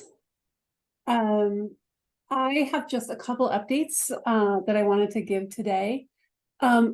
First, before we get to the slide is fine, you can leave, it's okay. But I just wanted to give a couple things. AASHTO had our annual meeting in Indianapolis last month. And one of the big things that came out of there, building on the momentum of our first ever safety summit that we had in mid-October in Kansas City, the AASHTO Board of Directors unanimously passed a safety resolution to further our commitment to decreasing roadway fatalities. In addition to that resolution, AASHTO is currently developing, we have a draft safety action plan, which is focusing on sharing best practices and providing other resources for states to incorporate safety into project life cycles. So that is something that we'll be working on this year. Safety was a presidential emphasis area for our past president, Roger Millar, and our new president, Craig Thompson, is carrying that over as one of his emphasis areas as well. So we'll continue to focus on safety, and that will be in a lot of the conversations that we're having in this upcoming year. I did also want to give an update on the TPM TSP, our technical services program. I do have a slide to share on that. We're about halfway through FY24, and I just wanted to give a quick update on what contributions AASHTO has received for the TPM TSP so far. If your state isn't on this list and you think it should be, please let me know. You can send me a chat or an email. If your state isn't on this list and you'd like to join the TSP, also, please let me know and we can talk. The TSP is really how we're able to have such a robust webinar series and host peer exchanges and provide a host of online resources to the performance management community. So please get in touch with me if you would like to be a part of it and you're not. And then lastly, I'm just putting in a plug for CPBM's 2024 annual meeting. It will be held jointly in 2024 with the Committee on Planning and the Committee on Data Management and Analytics. Everything is tentative right now, nothing in writing. We have tentative dates of September 17th through 20th. And our location is in Connecticut. Thank you, Connecticut, for offering to help us host. We're working internally right now with AASHTO meeting staff to finalize details and get the hotel contract signed. In the meantime, I just was hoping everyone can mark the calendars so you can plan on attending, and we will get information out as soon as the ink is dry. Also, if you're interested in being on the planning committee for this annual meeting, please let me know. I'm happy to get a chat or an email. We definitely need volunteers and your expertise, and we will be kicking off that planning effort soon. So let me know if you're interested. And that's what I had today, Christos. Thank you. Thank you so much, Anna. We cannot emphasize enough the importance of being a member of the TSP for all of the states that they are here today. If you are not, please really consider joining. It's through the TSP that we are able to provide this service of sharing knowledge with all of the state DOTs.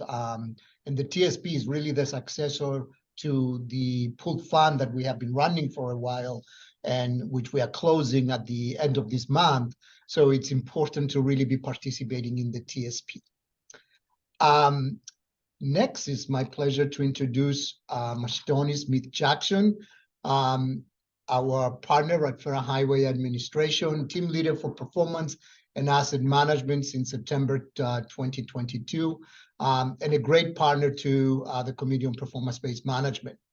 So, and I know everybody has been waiting for Mish to join today and share some updates. Mish? Thank you, Christos. That's a wonderful introduction, and I wanted to put a couple things in the chat pod. So the biggest update that you guys are probably aware of is that we have published the greenhouse gas final rule. I'm hoping that most of you have received a Gov delivery notice that there will be a webinar on December 13th from 11 to 12:30 Eastern Standard Time. When I have a moment, I will post a link to that registration page in case you did not get that directly. But what I have posted in the chat pod is a link directly to the Federal Register, the final rule on the Federal Register, and also a direct link to the docket. And the docket will continuously be updated with more information. Currently, it has our draft state initial report that's in there, and it's a PDF form that has the CO2 factors already preloaded, and that form is the submission form for the February 1st state DOT target reporting. But I'm getting ahead of myself. I just wanted to let you know what was in the docket. More information will be updated today. I'm not sure exactly what time, but the applicability tables for MPOs will be uploaded to the docket, and more information will be forthcoming to the docket. So please do check periodically. And once all of the information is loaded, I imagine that we may send out another communication to say that all of the information is uploaded there. I also wanted to, I did talk about the applicability tables. And since the final rule has been posted to the docket, it has an effective date of January 8th, 2024. So all of the necessary dates are now in that final rule, which can be found at that first link that I provided. I'd also like to just hit on a couple of high-level parts of the actual rule. I want to state that I would love to collect your questions. I may not be able to answer them in this forum, but I will collect them and share them with our drafting team, and hopefully that could be a part of our future communications, perhaps on the 13th, or future webinars and communications that we have with the field or with the public. So as you know, the greenhouse gas performance measure has been published, and the measure itself is the % change in tailpipe carbon dioxide emissions on the national highway system compared to the reference year of calendar year 2022. And that reference year CO2 emission is in the state submittal form, which can be found on the docket. Targets established for the GHG performance measure shall be declining targets for reducing tailpipe CO2 emissions on the NHS. For state DOTs, the first performance period for this measure starts January 1st, 2022 and extends 4 years. Since the first reporting is a mid-year reporting, we have established a state initial GHG report, which is a one-time report, which is due February 1st, 2024.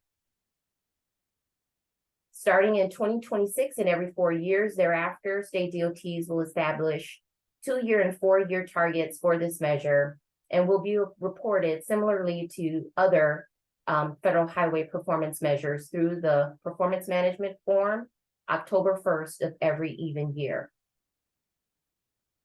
For MPOs, they are required to establish 4-year targets for the GHG measure for their metropolitan planning area.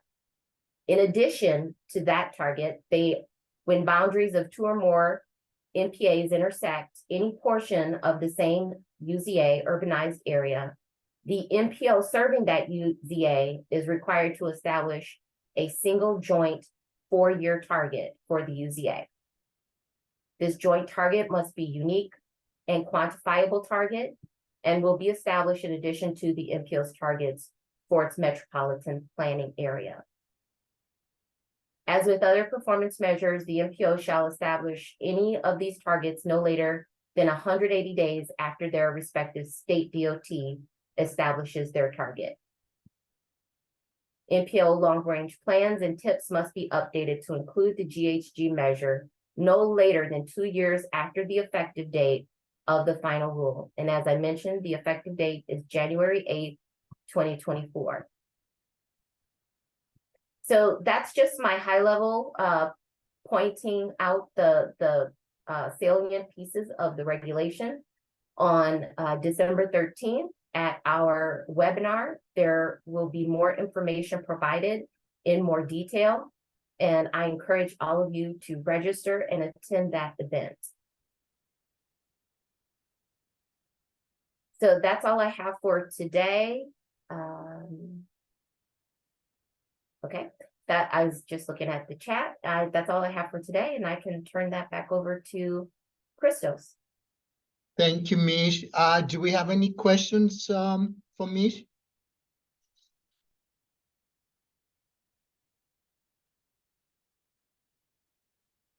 Christos, let me also offer that if there are any questions that you do have that I can't answer today, I will collect those questions for consideration for future outreach efforts. Okay. I believe Ed Block does have his hand raised. I do. It's a very weedy question, but if MPOs are setting unified targets for UZAs, for the congestion measure, state DOTs, when they span state lines, they also have to participate. Is this the same for the greenhouse rule, or is it strictly the MPOs that have to set a unified target? So I want to be careful with the language here. There is a term called a unified target, but for the greenhouse gas, we're calling it a joint target, and that is somewhat different. But Edgardo, I would ask you, if you don't mind, if you would write that question out so that I can collect it and pass it along so that it can be fully answered. I will. Thank you. I would suggest if you have any questions for Mish to actually put them in the chat. That way we can collect them and we know exactly the language used. So Mish, thank you very much. And Chair's privilege over here, we're actually going to jump from the research group and we're going to go to a policy and rulemaking working group led by Ryan Huff from Nebraska DOT and Lori Fizette from Rhode Island DOT, who are going to be the lead supporting group for the Committee on Performance-Based Management relative to the greenhouse gas emission performance rule. So Ryan and Lori, let me turn it over to you guys. Sure, I do have some slides prepared. I think maybe Lori can pull those up if she can, but Ryan Huff, Nebraska DOT, chair of the Policy and Rulemaking Work Group. For those that know about us, we are responsible for facilitating collaboration and information exchange among our members. Whenever there are things like the things Mish just talked about, national performance-based management policy issues that are proposed, enacted, or revised. And so I'm gonna, if she's not gonna share her screen, then maybe I will. Okay, there it is. So our group, you know, sort of is recently, our leadership group for our work groups kind of recently formed. And so we're finding our way through what our roles and responsibilities are. And so we've worked closely, Lori and I, over the last few months to kind of take what we learned from the annual meeting in September and start to translate that into materials for our members, sort of trying to work on our action items. If you go to the next slide, I want to just put a plug in to visit our page, our landing page for our group. If you just want to animate that a little bit, Lori, for us, there's a place that you can go to if you haven't visited. Just animate it one more time. There's a Policy and Rulemaking Work Group page. We're starting to add materials to that, and with the sort of finalization of the rule, we'll be adding more information. I've sort of hastily assembled some information regarding the greenhouse gas rule this morning and have posted it there. So if you have trouble finding links, there's some things there that you can just sort of use to sort of kind of as a one-stop shop, if you will. And so, but today, to just sort of further the conversation around the final rule, we put together some slides. Yeah, here's the slide. I don't want to dwell on this. We can keep animating since we're already kind of in the thick of it here. We've put together some slides that to sort of reflect some of the initial takeaways in reading the final rule.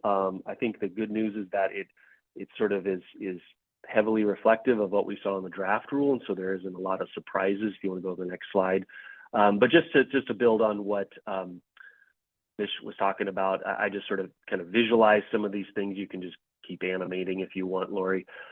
This is a graphic that we've taken from sort of previous discussions on this topic during the draft rulemaking. It's a fairly simple and straightforward calculation for the metric, the tailpipe emissions metric. These data that you see here are things, mostly provided by FHWA, if not provided by the state DOT and published by the FHWA. So fuels consumed, I believe we found, and there's a link at a resource page where you can find the fuels and FASH system data. The CO2 factor was mentioned earlier. I'm going to drop a link in the chat. It was described as being listed and provided inside of the state's initial GHG report form. And so if you just simply go to the link that I'm posting in the chat, there's the form, and then on the second page of the form, you'll find the things that the factors Nish was referring to. And then calculation of the VMP proportion is just, something we grabbed from the HPMS. So pretty standard. If you go to the next slide, this is about the measure. You can keep animating the percent change here between the current year and the reference year. This is that tailpipe emission is just, from the metric we showed on the previous slide. And I'll mention quickly that all the slides here are also listed in, I posted this whole presentation to our resource page. So trying to drive people to the website for a change. But, if you keep going, these are pretty straightforward things that we can calculate. Interestingly enough, the reference year to begin with will be, from 2022. And so just keep that in mind as you start to put these things together. Go to the next slide. Just Mish already mentioned some of these important details. You can just kind of animate. Targets must be declining. I think we generally sort of like to be in charge of our own target setting, but in this particular case, they labeled it as declining. That's okay because the penalties are sort of only in the fact that you'd have to report if you don't make significant progress, do some additional reporting. And that's something we see in some of these other rules that we report on regularly. Whenever we don't make significant progress, we just have to sort of do some additional reporting. So other important things, target date for this first one, Nish mentioned February 1st, 2024 for state DOTs. One thing that I thought was interesting when I was reading through this, my initial reading was that the mid-performance period report is due on October 1st. But I think because we're, just sort of all new to us, when we go to submit that, I believe they're going to just classify our progress as progress not determined for that October 1st, 2024 performance period. But Mish can correct me if I'm wrong on that. Pretty much she can correct me on if I'm wrong on any of these things. But full report period progress report due August 1st, 2026. And that's kind of I believe the first time significant progress will be determined. So next slide. I think that, Mish mentioned some MPO requirements, the ones that I thought might be interesting to all of you. Obviously the calculations, they can actually use their own calculation methods for these measures and metrics as long as they describe how they did it. I don't know exactly how that works or what they might employ, but they have the ability to do some of their own calculations in a different way. Target setting, obviously they can adopt our state targets or set their own, but they have slightly different reporting requirements, as Mish mentioned, one of those being they only have to do it every 4 years rather than every 2 years. Obviously, this is just a very small snippet of the things that we all are sort of obligated to sort of familiarize ourselves with and fully report out on come February 1st. A couple of additional things that I've just kind of pulled together. I think Mish mentioned yeah, I see it in there now. She posted 237 in the chat, the link to the webinar. I think that will be really useful to all of us. You know, we all kind of take our little tidbits from reading, but I think it's really nice to have some sort of US DOT-led information sharing effort that we can all kind of harmonize our understanding of requirements on. So I will be at that for sure. But other than that, there was, you know, Christos reminded me, you know, that several years ago when the draft rulemaking was out, that a draft tool was developed, and I'm dropping I think didn't drop the link in exactly. Let me see if I can get that in there for you. There is a tool that was developed, and it's on our TPM portal. Let's see, that worked. Okay, yeah, that worked. So in the chat, you can check out the calculator that we developed. I'm not sure if we need to go back, and we probably need to revisit, make sure it's accurate. But it's something Lori and I can look at in you know, the coming weeks and see if there's additional work that needs to be put forth to make that what it needs to be for us. But aside from that, you know, I think that, you know, Mish, she asked for questions. I'll ask, you know, I'll ask my questions too, which are as a group that's required or you know, intent on helping our members understand these things and prepare and put together things that are compliant.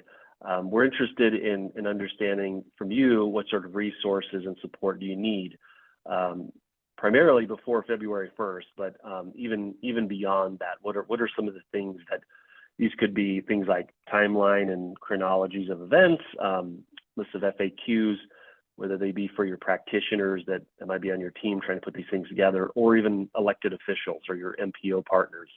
Those are some of the things that we've kind of thought about, you know, tutorials on how to calculate. I'm curious if there are things you have on your mind that Lori and I can sort of put our heads together on and really sort of chase for you as we draw closer to that February deadline. So probably the same question Mish asked, but I encourage you to post your questions either in the chat or send them to us directly through our webpage. We have our emails there. So I'll just stop there and see if there are any comments or additional questions on these things. Ryan and Lori, thank you so much for the quick turnaround for this, for really jumping and volunteering to take the lead on behalf of the Committee on Performance-Based Management. The two things to follow up on the questions that you said. I know that when the preliminary rule came out, there was a lot of commentary from all sorts of different angles within the state DOTs. As the committee, our intent is to support the states in meeting the rule as it's published. And the questions that Ryan was asking are very important. And, you know, particularly the first part of the question, which is prior to February 1st, what resources and support do you need? Please let us know today. Email us. Ryan and Lori are taking the lead on this. And then also, what resources and support would you need after February 1st in order to be able to continue meeting this? So in the interest of time, please, any questions for Ryan and Lori?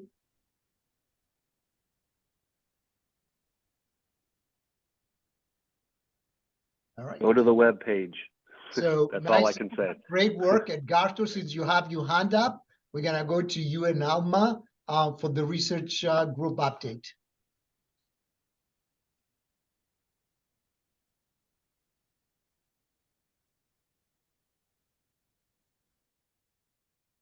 I left my hand up not to get in front of the line. So good afternoon, but simply because I just left it up. So our work group, the research work group, we've started.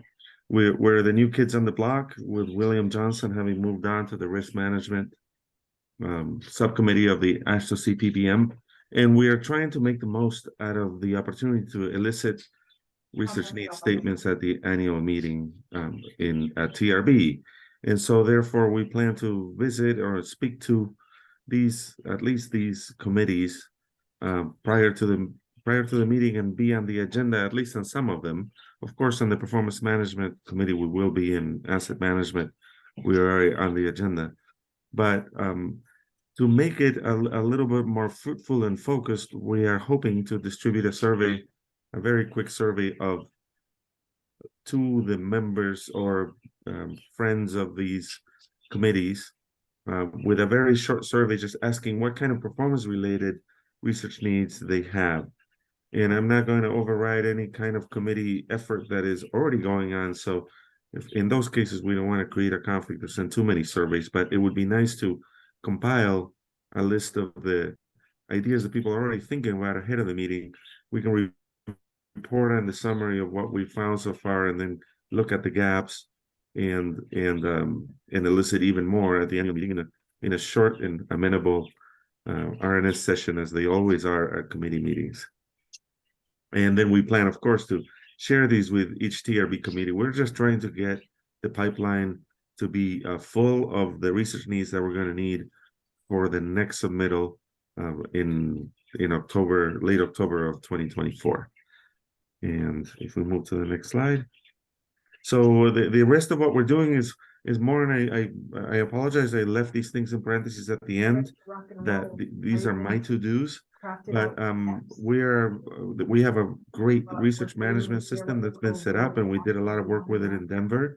So we're going to try to focus on synthesis statements that are already there listed, and then start the research needs statement process with our subcommittees of the CPBM in areas where we can start going. So maybe schedule a virtual meeting to start, or attend their regular meetings and just be on the agenda. And then we meet on the second Friday of every month at 2 p.m. Eastern. So we are keeping that schedule so that people get used to knowing that's when we talk about research. And that's where we are. We're getting started on the cycle that will end in late October of 2024, submitting these great research needs for consideration by AASHTO for inclusion in the NCHRP program. And I'm very grateful for Alma Mojkanovic, who from Georgia DOT, who is my vice chair, and she built the survey, and hopefully there's Alma. Thank you. And we will try to have a fruitful discussion at the annual meeting with as little pain as possible, and a lot of excitement, hopefully, over the things that we need to learn and move forward with. And that's my update. Thank you. Thank you, Edgardo. Are there any questions? Any questions, please, in the chat, and Edgardo and Alma will be monitoring. Let me say that the research subcommittee is really cross-cutting along all of our groups, and it's a great way to really get involved and learn more about the things that we are working on. So we're going to move next to the Subcommittee on Organization and Management with Gary Bensuch, Jihan El Said, and David Potts from leading the committee. All right, thanks, Christos, and appreciate that. For those of you who may not know, the Subcommittee on Organizational Management of CPBM has a focus on the development and implementation of organizational performance management processes, measures, improvement frameworks, and strategies in order to optimize the efficiency and effectiveness of transportation agencies. We employ a specific definition of organizational management, since it often gets used in many different ways.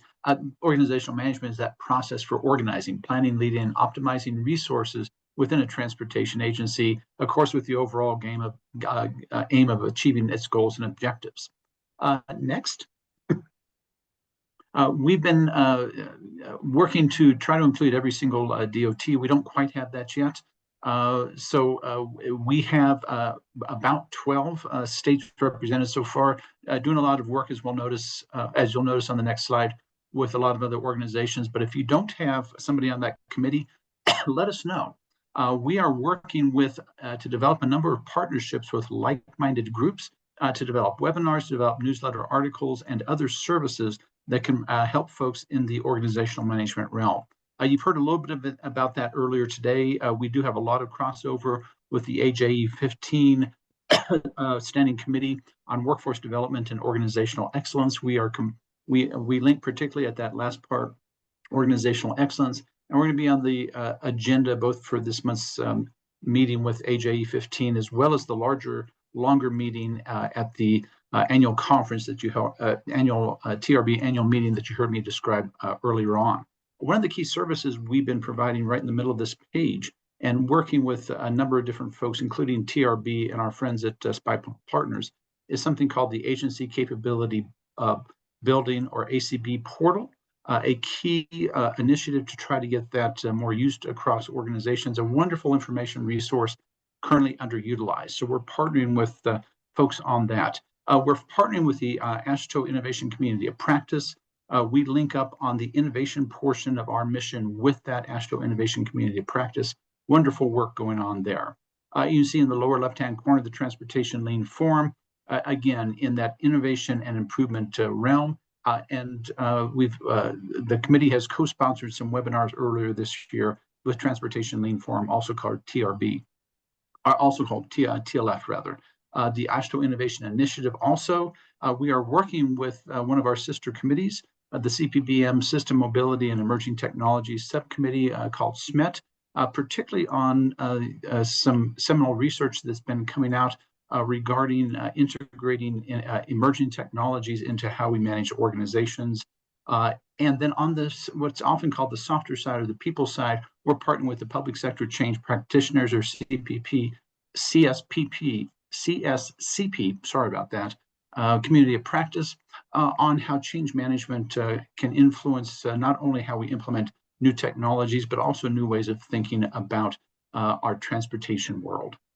All right, that's a quick once through on the Subcommittee on Organizational Management. Christos, I'll turn it back to you. Thank you so much, Gary. I greatly appreciate the great work from organizational management. And we're going to move to the Task Force on Emerging Performance Areas with Deanna Belton and Kelly Travelby. Kelly, I believe I'm turning it over to you today. You are. Thank you, Christos. So the Task Force on Emerging Performance Areas is, I think, just a little bit under a year old. We're relatively new. Definitely foresee a lot of interest and need in this area, as really our longer range plans are expanding. Our goals and objectives are expanding. So we're really looking to work with a great group of folks, and always looking to welcome more. Go ahead and advance, Lori. To advance some of these emerging areas. So right now, we really our framework is really starting to become more defined. We have elevated focus on accessibility, climate, and equity, noting that there is definitely a strong cross relationship between them. So as we start working in each one of these areas, we know that we're really sort of advancing the work potentially advancing the work across all areas. Go ahead, Lori. We did provide some research statements the last couple of years, requests for research. We do have one funded. We've got 2 that are in the works, and 1 is under consideration for future implementation. So again, we did not have information about our meetings out on the portal previously. That has been added to the portal, as well as we're starting to add a little bit of content there, and we would really like to grow our membership if these areas are of interest to you. Thank you.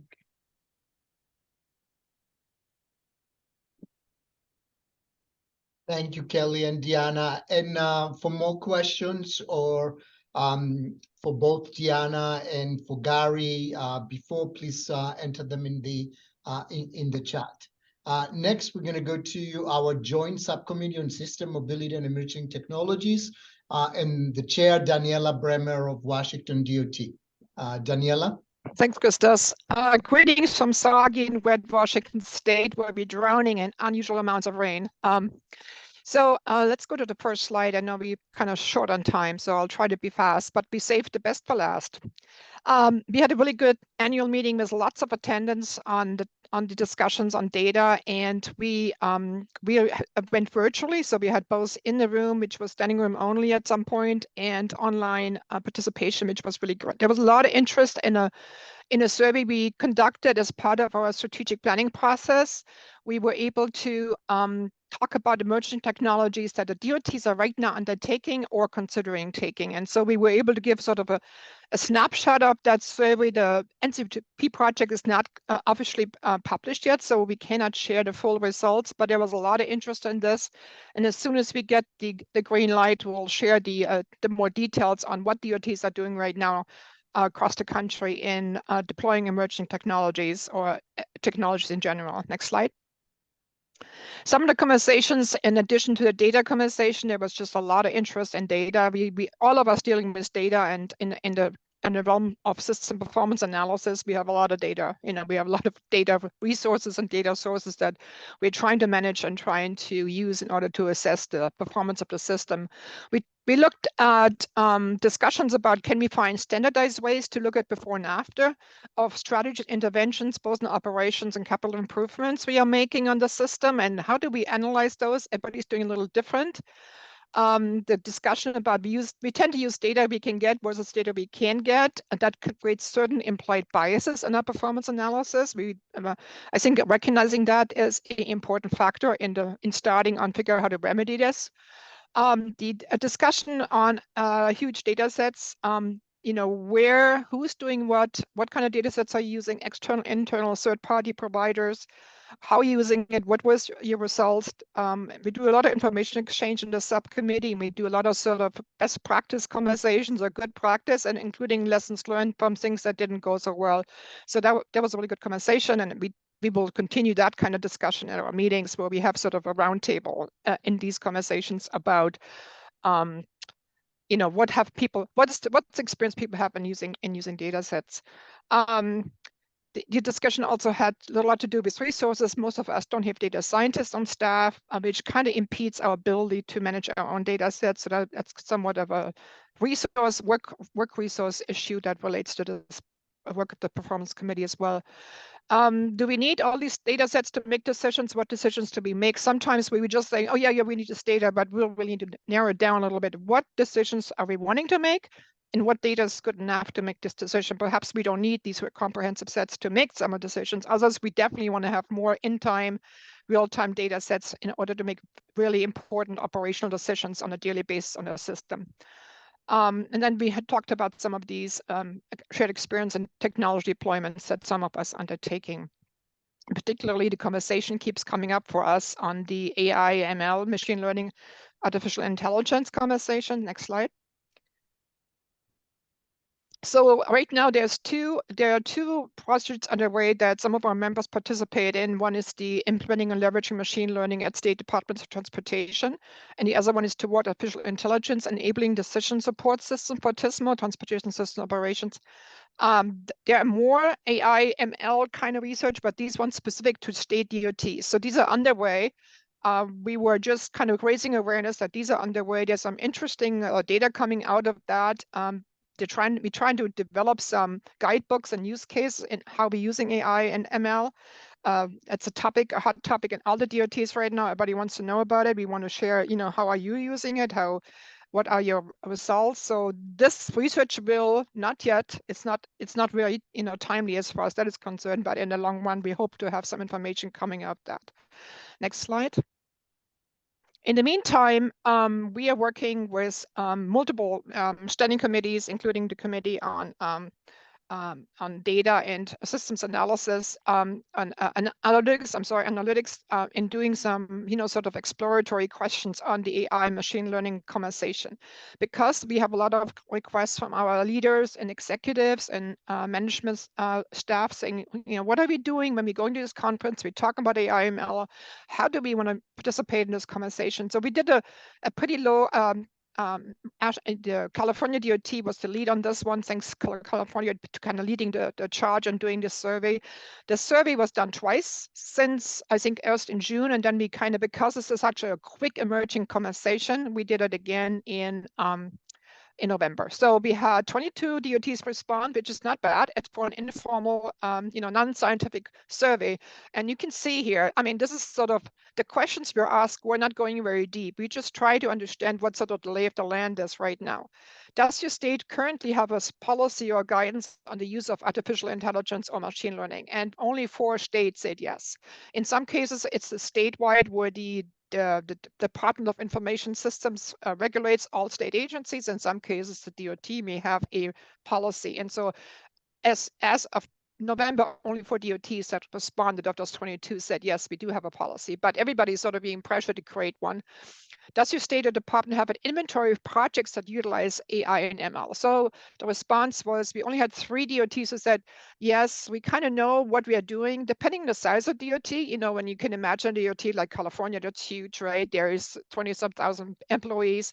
We may not be able to, there's no systematic way. We don't have it at Washoe either. No systematic way to inventory these projects. The next question, is there AI ML lead in your department or agency? 7 said, yeah, we just recently sort of decided who would be the lead. It's sort of, sometimes it's temporary, it's intermittent, but most DOTs don't have a clear lead on that conversation. So that was an interesting insight. And then we had a very specific question on asset management, because that's sort of a low-hanging fruit for ML, especially machine learning, using ML technologies and data to gather asset data. Is your department or agency looking to using AI to help with asset management? 4 said yes, and a few said we're thinking about it. But again, that gives you sort of a sense where we are right now nationally on this conversation. There's a lot of interest. So we're planning a joint webinar with a couple other standing committees and working groups, but potentially to kind of explore this topic a little further and talk about technology applications. And I think that was my last slide. So I think I met my time very fast. That was unusual for me. If you have any questions, please do email me or chat with me. I appreciate it. Thank you so much, Daniela. Greatly appreciate all of the work. Next on our agenda is risk management, which is chaired by Nathan Lee of Utah DOT and William Johnson of Colorado DOT. But here to give the update is the secretary of the subcommittee, Patrick Cowley of Utah DOT. Patrick? Thank you very much. 3 of the 4 of us in the leadership on the subcommittee are new within the past several months. And so we are working on roles and responsibilities and who's got what focus and how we can best serve the committee members. One thing that we are very keenly intent on following are those risk management sponsored research. We understand that risk management spans such a wide array and is at all levels, from tasks all the way up to organizational or strategic risk management. And so there's a wide-ranging areas that we want to be able to support the subcommittee members in. And by following this research and hopefully getting the subcommittee members involved as much as possible in these research opportunities, we feel that that'll help serve them best. So that's one big part of what we're doing. If you wouldn't mind going to the next slide. Another one is having resources, and one of which AASHTO has been great in setting up the TPM portal and allowing ERM to have one of those, the Enterprise Risk Management Subcommittee, to have a huge presence on this website. And we are actively looking for how we might add value to the states and anyone who could benefit from it, to add tools with documents. We know RIPs are coming out fast and furious now. So those resilience improvement plans, how might we share that data and work on performance metrics, policy, things like that, but also have specific links to research that's useful, benefit cost analysis models, assessment calcs, things of that nature that one-stop shop for those that are looking to do risk management. And we have an idea and we're working towards something that asset management had done with the TAM guide is we have an ERM guide that's been published by NCHRP for quite a while now, having an interactive online presence with that ERM guide. That's a vision that we have for this ERM portal moving forward. Next slide. One thing we're also looking forward is this collaboration with other committees and have a community of practice. And we've identified, and where there's not a specific TRB risk committee totally set up and that we're involved with, we understand that that may be happening soon. But also CTSSR is one that we coordinate quite a bit with, and the others that you could see here. We understand that there are many members that attend many of these, and we would love to make sure that we're all pulling in the same direction. Next one.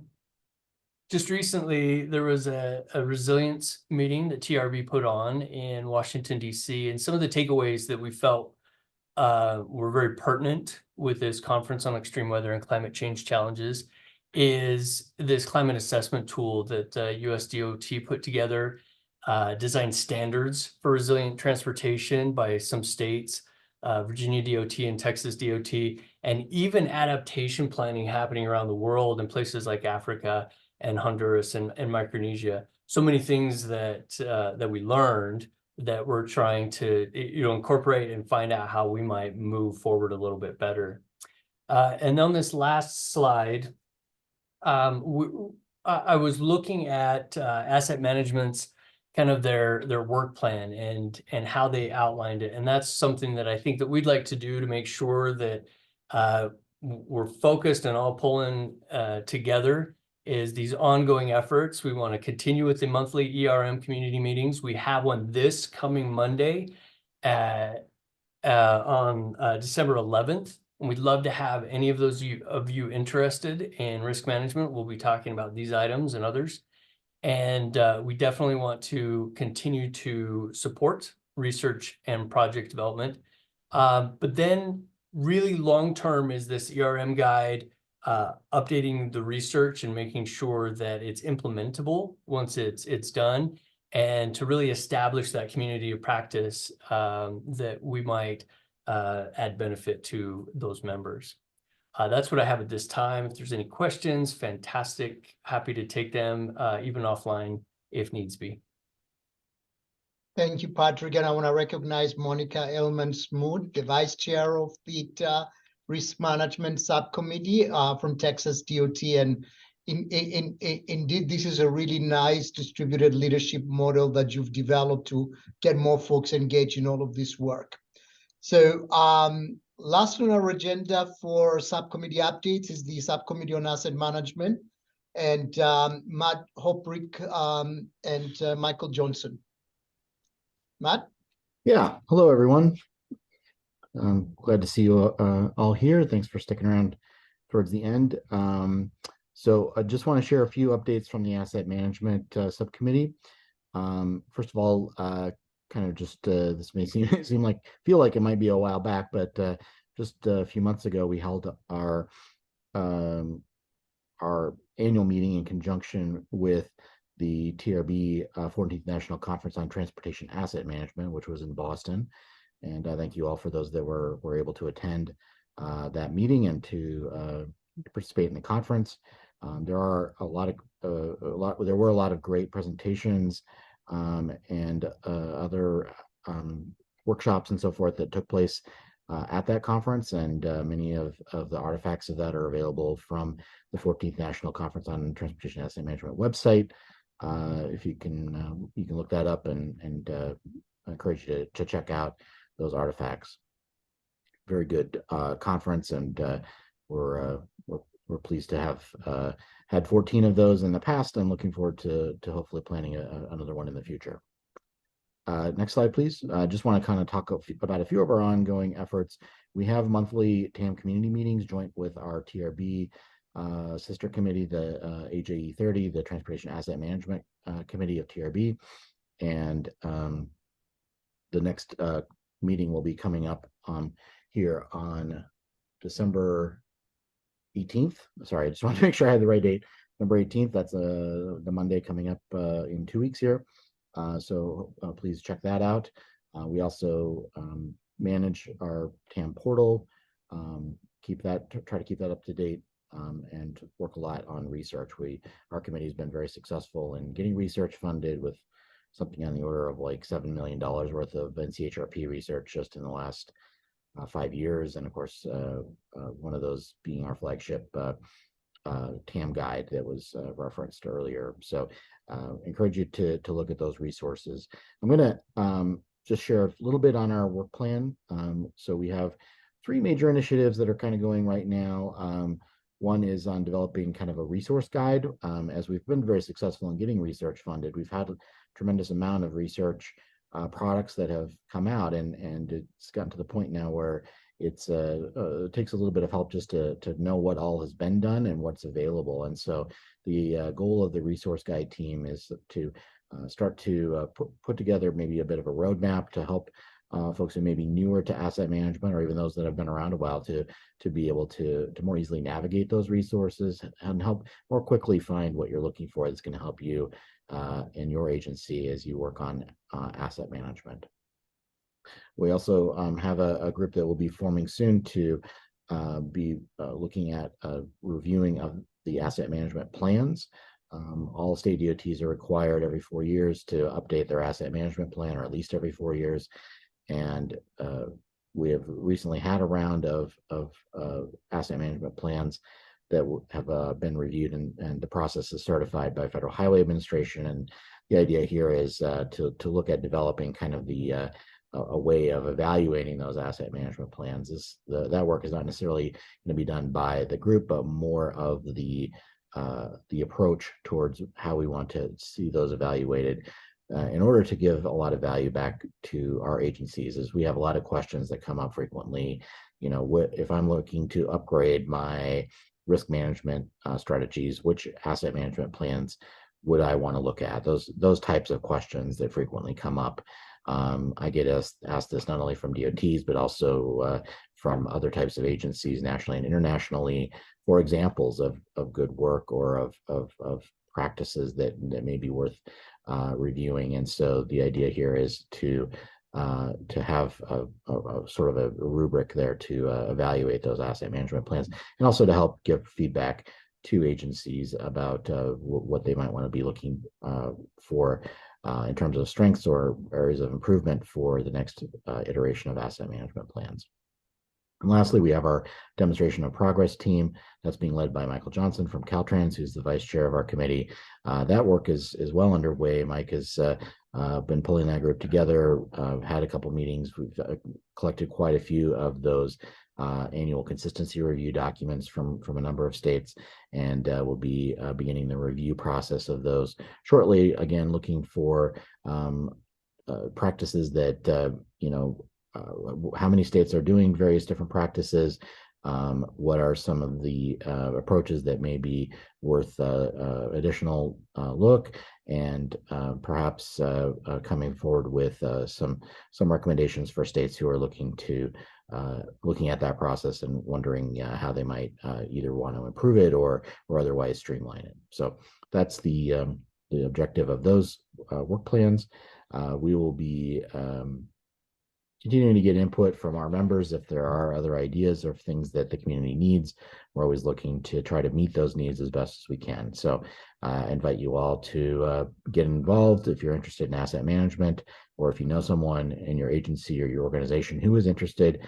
We have a very strong community of practice, and I encourage you to engage with us and let us know what you need that we can help you with. I think that's what I had in terms of updates. Thank you very much for the time. If you have any questions, I'm happy to answer those. Matt, thank you very much. Do we have any questions or any additional items that need to be brought up for discussion? Any new business that we need to add?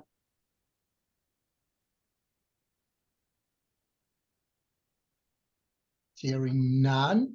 I know today was an extra long webinar than more so than regular, but with the approaching TRB annual meeting, we thought it was a great opportunity to provide an update as to what is happening at TRB and the connections that we have between our committee and subcommittees and the TRB committee.